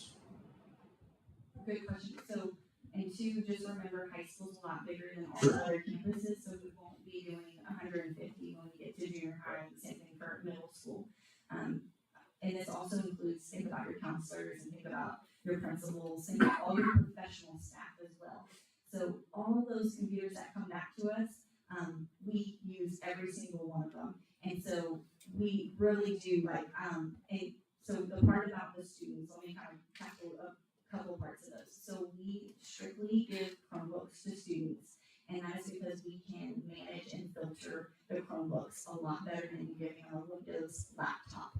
And we don't have enough Windows laptops to give to students because I need to make sure my staff is covered. And what I mean for that is you would not believe how many people are using those loaner laptops. I have to give so many to the library. So the elementaries, we have part-time tutors or retired teachers. They don't get laptops, so they have to get a loaner laptop. Then we have long-term subs in there, positions that were never filled, maternity people, and so they're constantly asking Nathan for more loaner laptops, and we don't actually have enough loaner laptops to give them. Our part-time teachers, they don't get the laptop, they get the loaner laptop. So when I say that we use those loaner laptops, we use every single bit of them. And we do use they'll pick some of them out that just, they're terrible now, and we're not, and some of them we're just not gonna give to a teacher too, because it's so slow of speeds, and it may be, it's so damaged, you should see some of these come back. Some of the screens are just, terrible, and so we are gonna use those for pieces, but when I say that we're using every bit of them, I don't like to waste, and I don't like to, we're gonna not throw them in our recycling pile until they don't work anymore. But we're using every bit of it. Nathan, do you have anything else you wanna add to that, because you're touching a lot of the laptops. Oh, sure. What Brittany said, but also, usually by year 5, they're hanging on by a thread. So when they become loaders, they become become lesser and lesser and lesser over time. But we do, continue to use them. Right now, our loaders are, Dell 3590s that we used to have at the elementaries. And so those are redistributed. So once this goes through, then we'll redistribute. I think we have about 10 to 20 in each campus loaners, and then we have a big a group of them that are used in special circumstances, like my former cutters. Yeah, so they're accounted for, and they're used unless they can't be used anymore. But we do have different programs and different things for students with Chromebooks, and that's where we like to stick it, so we can make sure that we're following HIPAA compliance by using the Chromebook list. So Brittany, I want to tell you thank you. I couldn't sit over there without being quiet. You did your homework. You don't ask so much. And this is a big deal for you all. I can tell. You can have teachers come up here and ask for this and tell them what they need it for. That means a lot to me. So if it's important to you, it's important to me. And so let's celebrate the win and get these laptops in. Thank you. I really appreciate it. I can't tell you how many times we have so many things that are wrong with the laptops, and we're hitting our heads. We can't fix them anymore, and it's just the way it goes with technology. It's like your phone. After so long, it can't be updated. Those apps don't work on it anymore. I'll tell you, just coming up in 2029, we have Chromebooks that will hit their end of life, and they won't build it on their instructional programs. So all those things I'm trying to think through in my mind and make sure we don't hit that cliff. And so we keep doing our due diligence and we refresh. So I'm not hitting all at once, but don't worry, everything comes to you guys because it does have end of life phones and Chromebooks and unfortunately laptops. So what we live in. Right, I completely agree. I remember the question. With technology, feedback. Anyway, with technology changing and getting better and better and better, and everything getting smarter and smarter and smarter, are these laptops actually? Let me get a chance to look into the specs. Are we getting more bang for our buck? Because I know they're less expensive, which usually they should be, because the TV by now is going to be more expensive 10 years ago, right? But are we getting a better computer than what we got last time? Is my question. Absolutely, and our guys are super excited.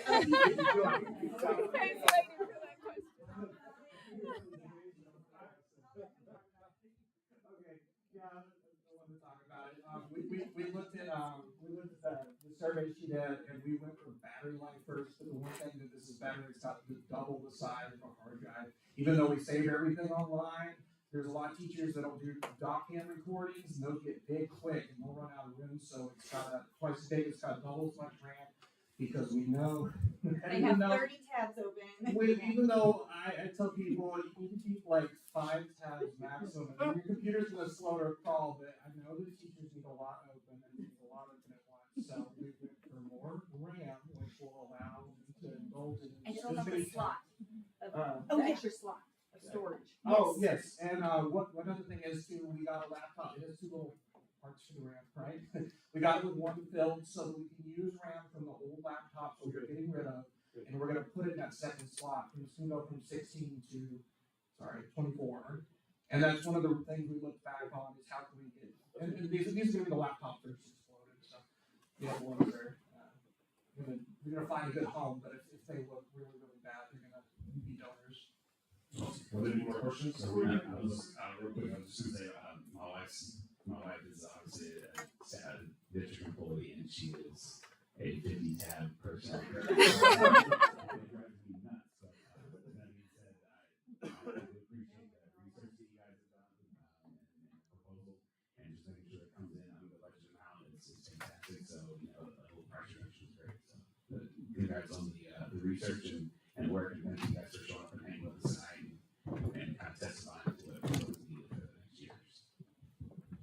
for working so hard on this. I want to make a motion. Make a motion to approve a laptop refresh at Brenham High School as presented. Second.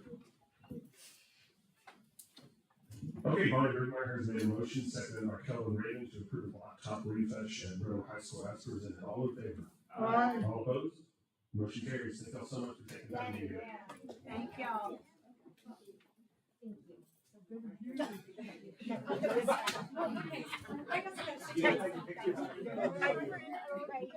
Thank you so much. Thank you. Oh, sure. I'm also a 50 time person. There's not. Hi, how are you? Yes, thank you.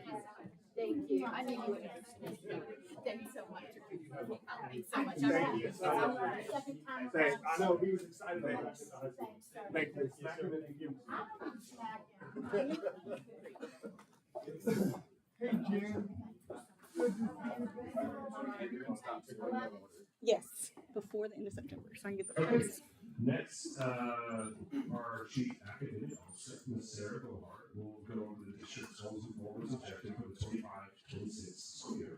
Yes, good evening, board. So I kind of want to lay a context for what we're doing. This is just an information item for each of you to have an opportunity to look over our district goals and performance objectives, and for me to give you some information and then receive feedback or questions if you have any.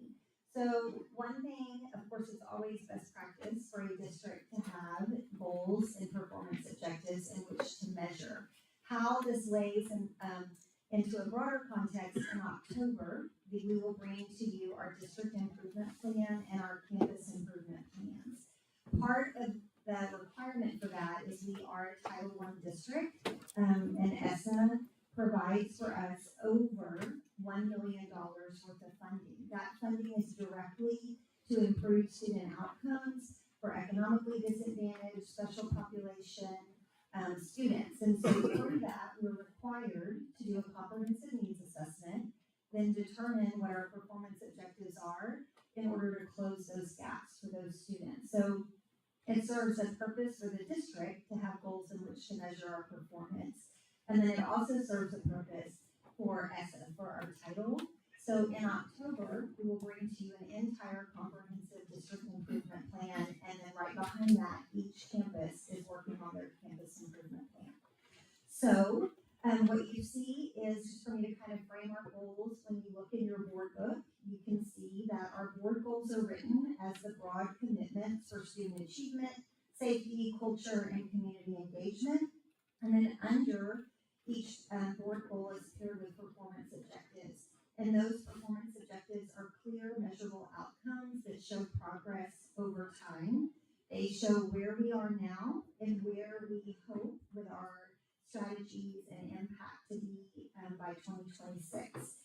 So you can see that our performance objectives really define for us closing gaps, improving consistency, providing and inspiring and encouraging that excellence for all through the opportunities that we provide.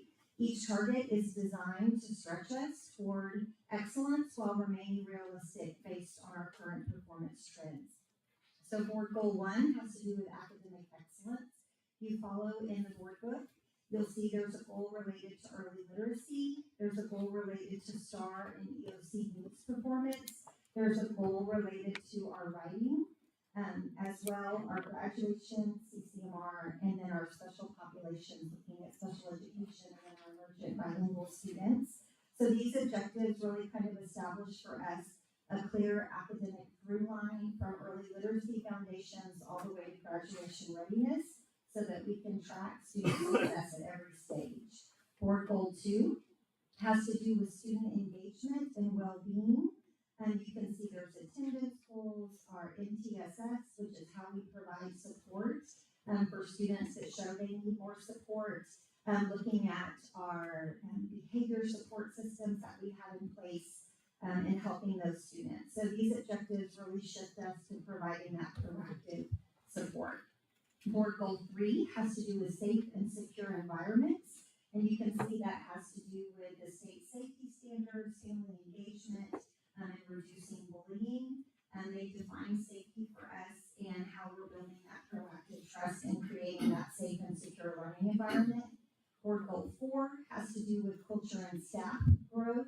And a lot of that focus is on our professional development for our teachers, as well as continuing to retain, recruit the best and the brightest teachers here in Brenham. Board Goal 5 has to do with community partnerships, which the ambassador program, and then looking at establishing that student ambassador program in the future.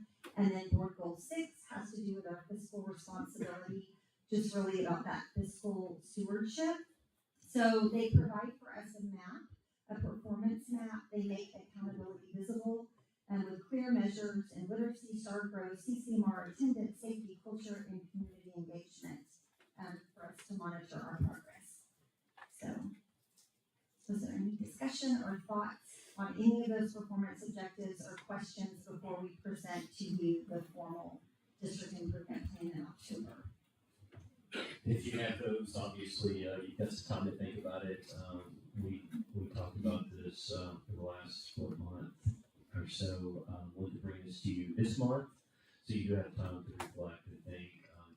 Those of you that were on the board last year, we put a lot of time into these objective goals. Those continue to be our roadmap, and I feel like those goals probably jumped out at you. You could probably think of objectives or examples of things that we've done in those ways. What's so important to me as superintendent is those goals are also your goals for me. That also are the cabinet's goals, that are the principal's goals, that are reflected in the district improvement plan, the campus improvement plan, that we are inspecting what we expect. Is so very important that we are truly a team working towards a goal and evaluating ourselves as we should be. So we put a ton of time and energy into what these look like and our objectives to get there. But just look over them, think about it, and feel free to give me feedback over the next few weeks or so. The goals we set last year, are we going to have a brief of how we did in those? Because I know that was a big deal. We also spent a lot of time on it. We as a board last year wanted to make sure that we had obtainable goals that we could all follow and check back in on. So at what point are we going to reevaluate the ones we proposed last year? So we do continual formative assessment through those goals and those strategies to monitor. So we can go back when we present the district improvement plan. When you see the district improvement plan, you're going to recognize a lot of the same strategies and some of the same goals. But yes, and then we do have the taper that I think that report comes in like December or January, which also we can give a comprehensive update. But yes, we can go back. When I work on the DIP and bring it in October, I can kind of say, remember last year, this was our goal, here was our performance, and here's where we're headed for the next year. Okay, great, thank you. Yeah, absolutely. Any other questions or comments? And just thinking on my initial read, what I really like is that these are aggressive but reachable goals, and we're not scared. And I love that we're going to push forward on that. And it's something everybody can get behind, because when the wins happen, I think it's going to be significant. But the biggest part is the goals all go back to making our district better for our kids and for our teachers. So just thanks for all the work you guys put into this. Sean, Sarah is a starting 5 player. She's not on the bench. She came in here and she's going after it. So yes, they're aggressive. That's what we expect, and she's absolutely going to get it. So excited for her.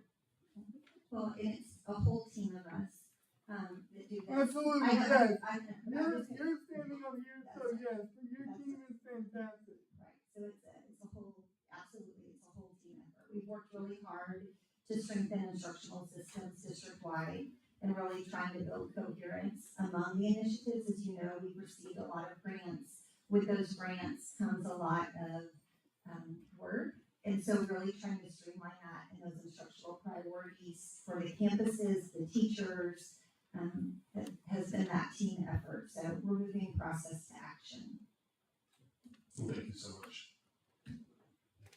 Any other comments? Thank you, sir. Okay, next, Superintendent Yellowtime, Kim Shelley with the district's property and casualty insurance carrier and maintenance and facilities coordinator Scott Larson will present an update on the district's storm damage facilities. Thank you, Jared. A few weeks ago, Justin asked if we could have some continued looks at the damage at the junior high and middle school and our response to it. So I have asked Kim Shelley, our property casualty insurance carrier, to come give you a report and any questions about that, please, she's here today, but as you think of other questions in the future, she's been fantastic, by the way, we said it publicly, just phone call away.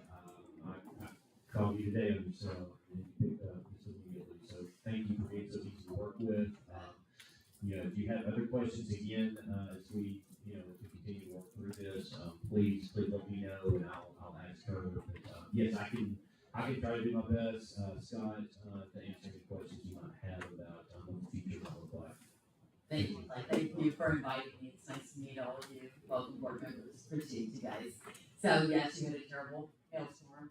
Sorry, Texas is terrible when it comes to hailstorms, but that's what we are here for, to help provide resources, funding, everything for the damages. To date, we have issued about 4.1 million, a little bit more than that, to the school. I think that last payment's coming in this Friday, I think, or should be in the bank this Friday. The summaries, did you provide the summaries to the board members? Yes, sir, Okay. the summary as well as the three attachments. Yeah, and you go cross-eyed looking at this stuff. I go cross-eyed putting it together for you.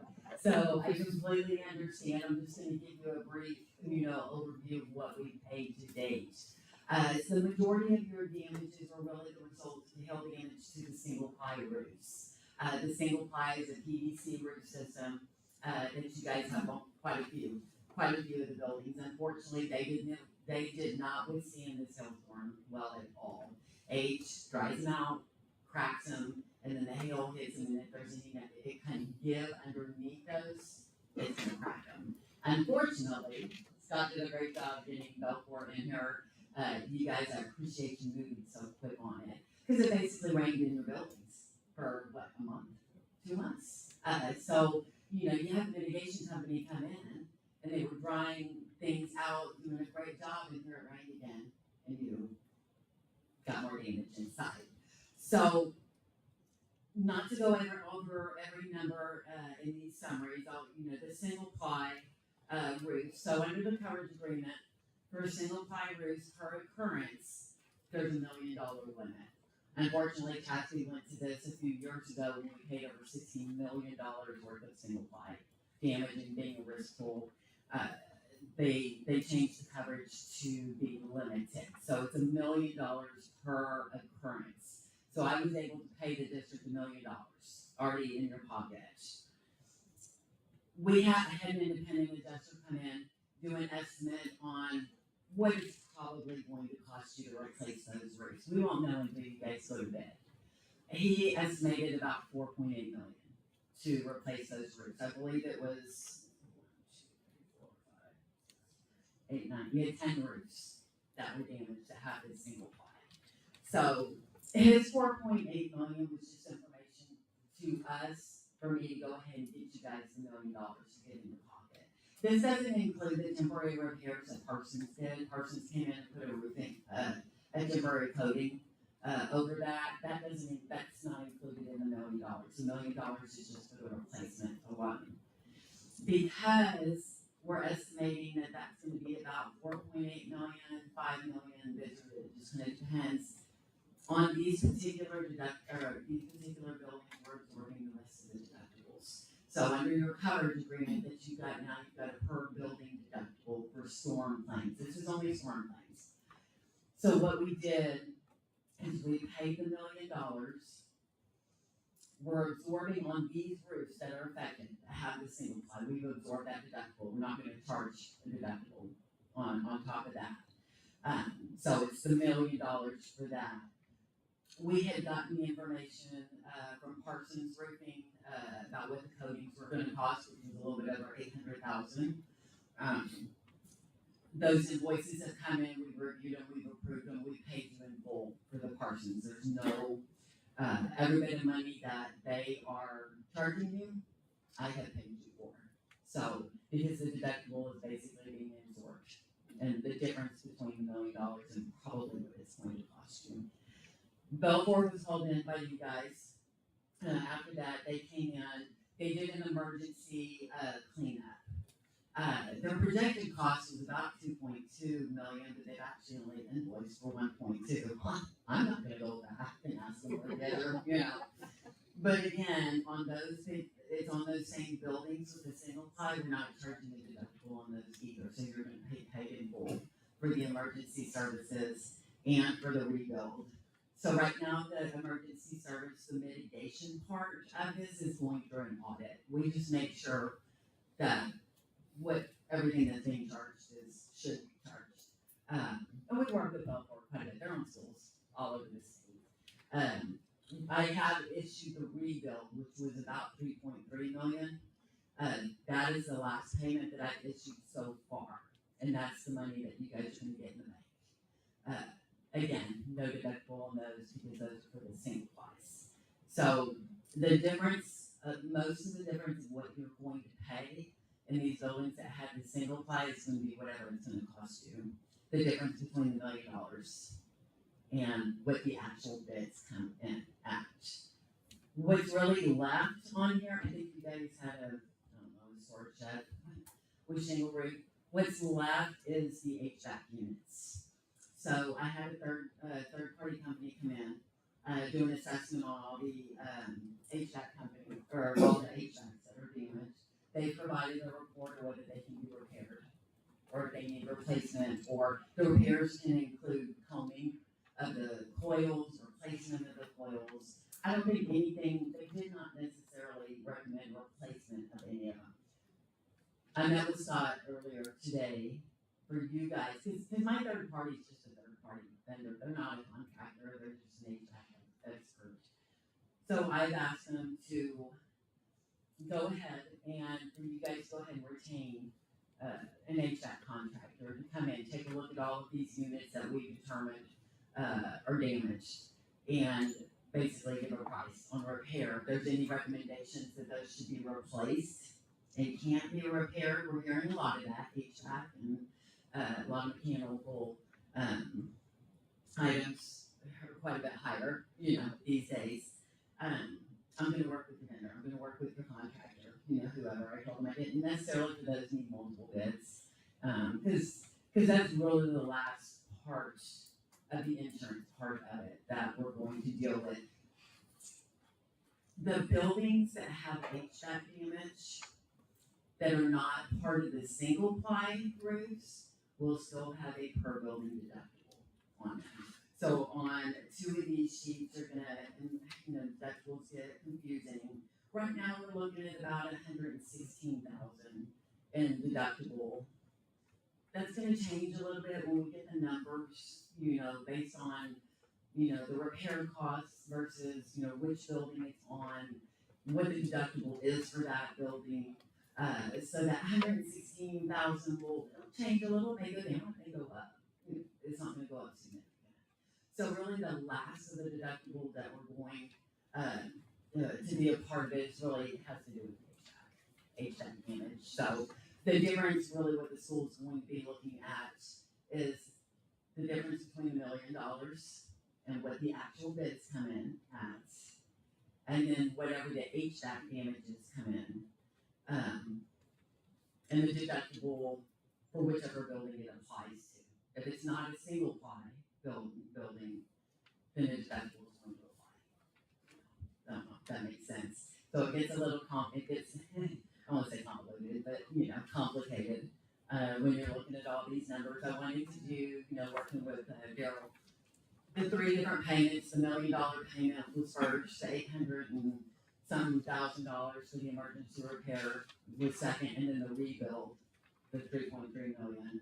That's all been paid. We're waiting on that audit for the mitigation, which that should be done during the next month, but you're going to get paid in full for that as well.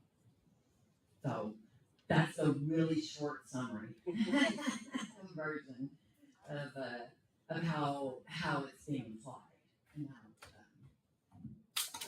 all right. Oh, I broke it. I'm You sorry. can just take that out of our budget.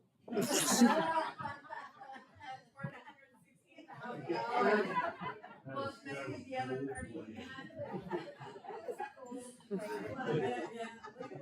You know I'm gonna do everything I can to help you.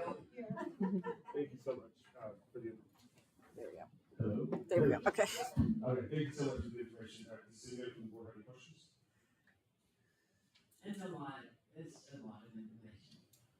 And if there's questions, like Clay said, anybody can call me at any time, 'cause the summary is constantly changing. I want to start with, the deductible, make sure I understand what you said earlier. Yes. I'm trying to write it down, but I didn't get to it fast enough. So, Yeah.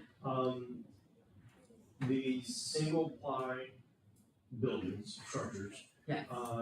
They have $1 million per structure deductible. Is that correct? No, it's $1 million sub-limit for all the structures. So under the coverage, the most I can pay you for storming, for coverage storming is $1 million.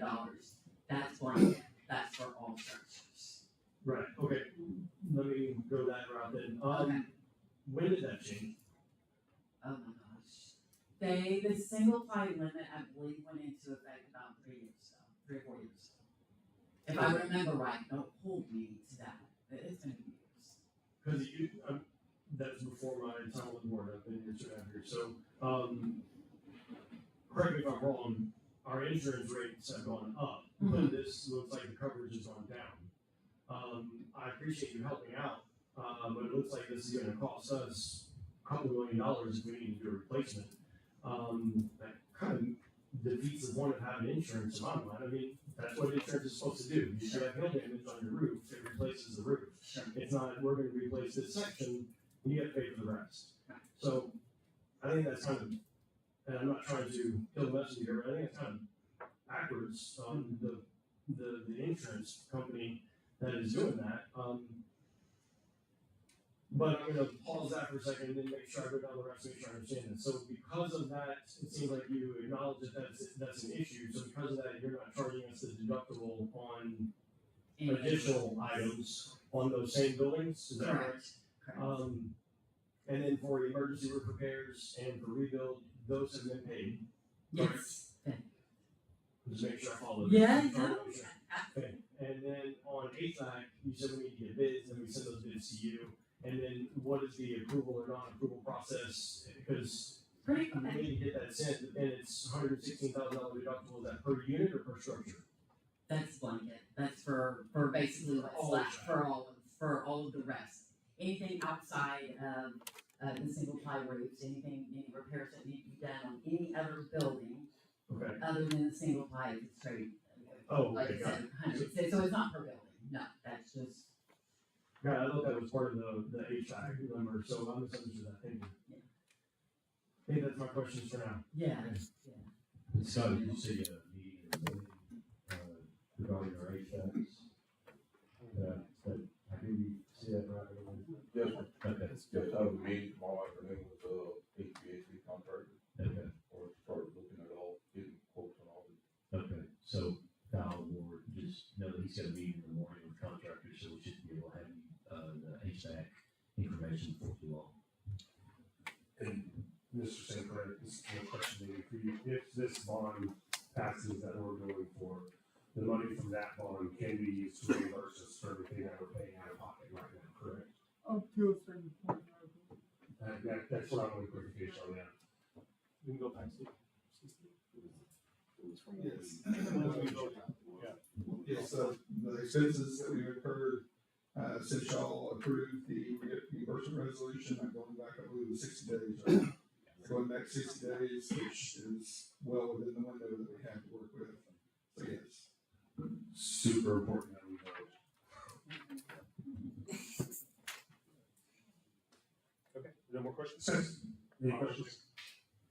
Thank you so much for the information. Thank you for being thorough. Scott, thank you for everything that you've been doing. I mean, this has just been the worst thing that possibly could have happened in this district. It just. Yeah. But, and unfortunately, health's just getting worse all over Texas.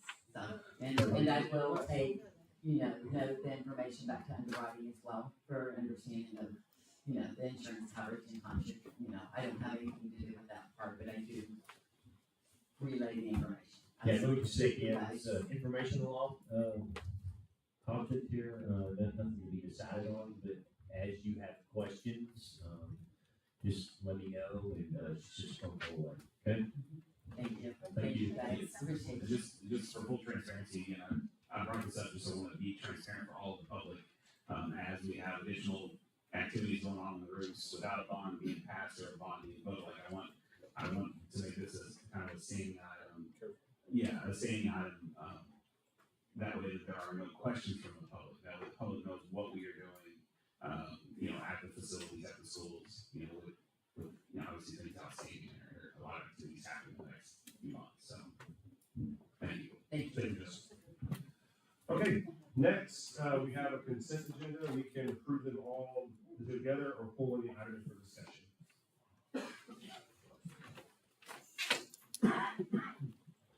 It's not all here, but we will need to make a motion to. Yeah, Yeah, the motion's not on there. It would just be something, you make a motion to approve the consent agenda as presented. Unless we want to pull it. I would like to make a motion to approve the consent agenda as presented. I'll second. A motion is then made by Archer to approve, and seconded by Justin Colley to approve the consent agenda as presented. All in favor? Aye. All opposed? Motion carries. Next, we have monthly reports for information purposes, and we don't have anything for executive session. So with that being said, at 8:12, with no further business before the board, this meeting is adjourned.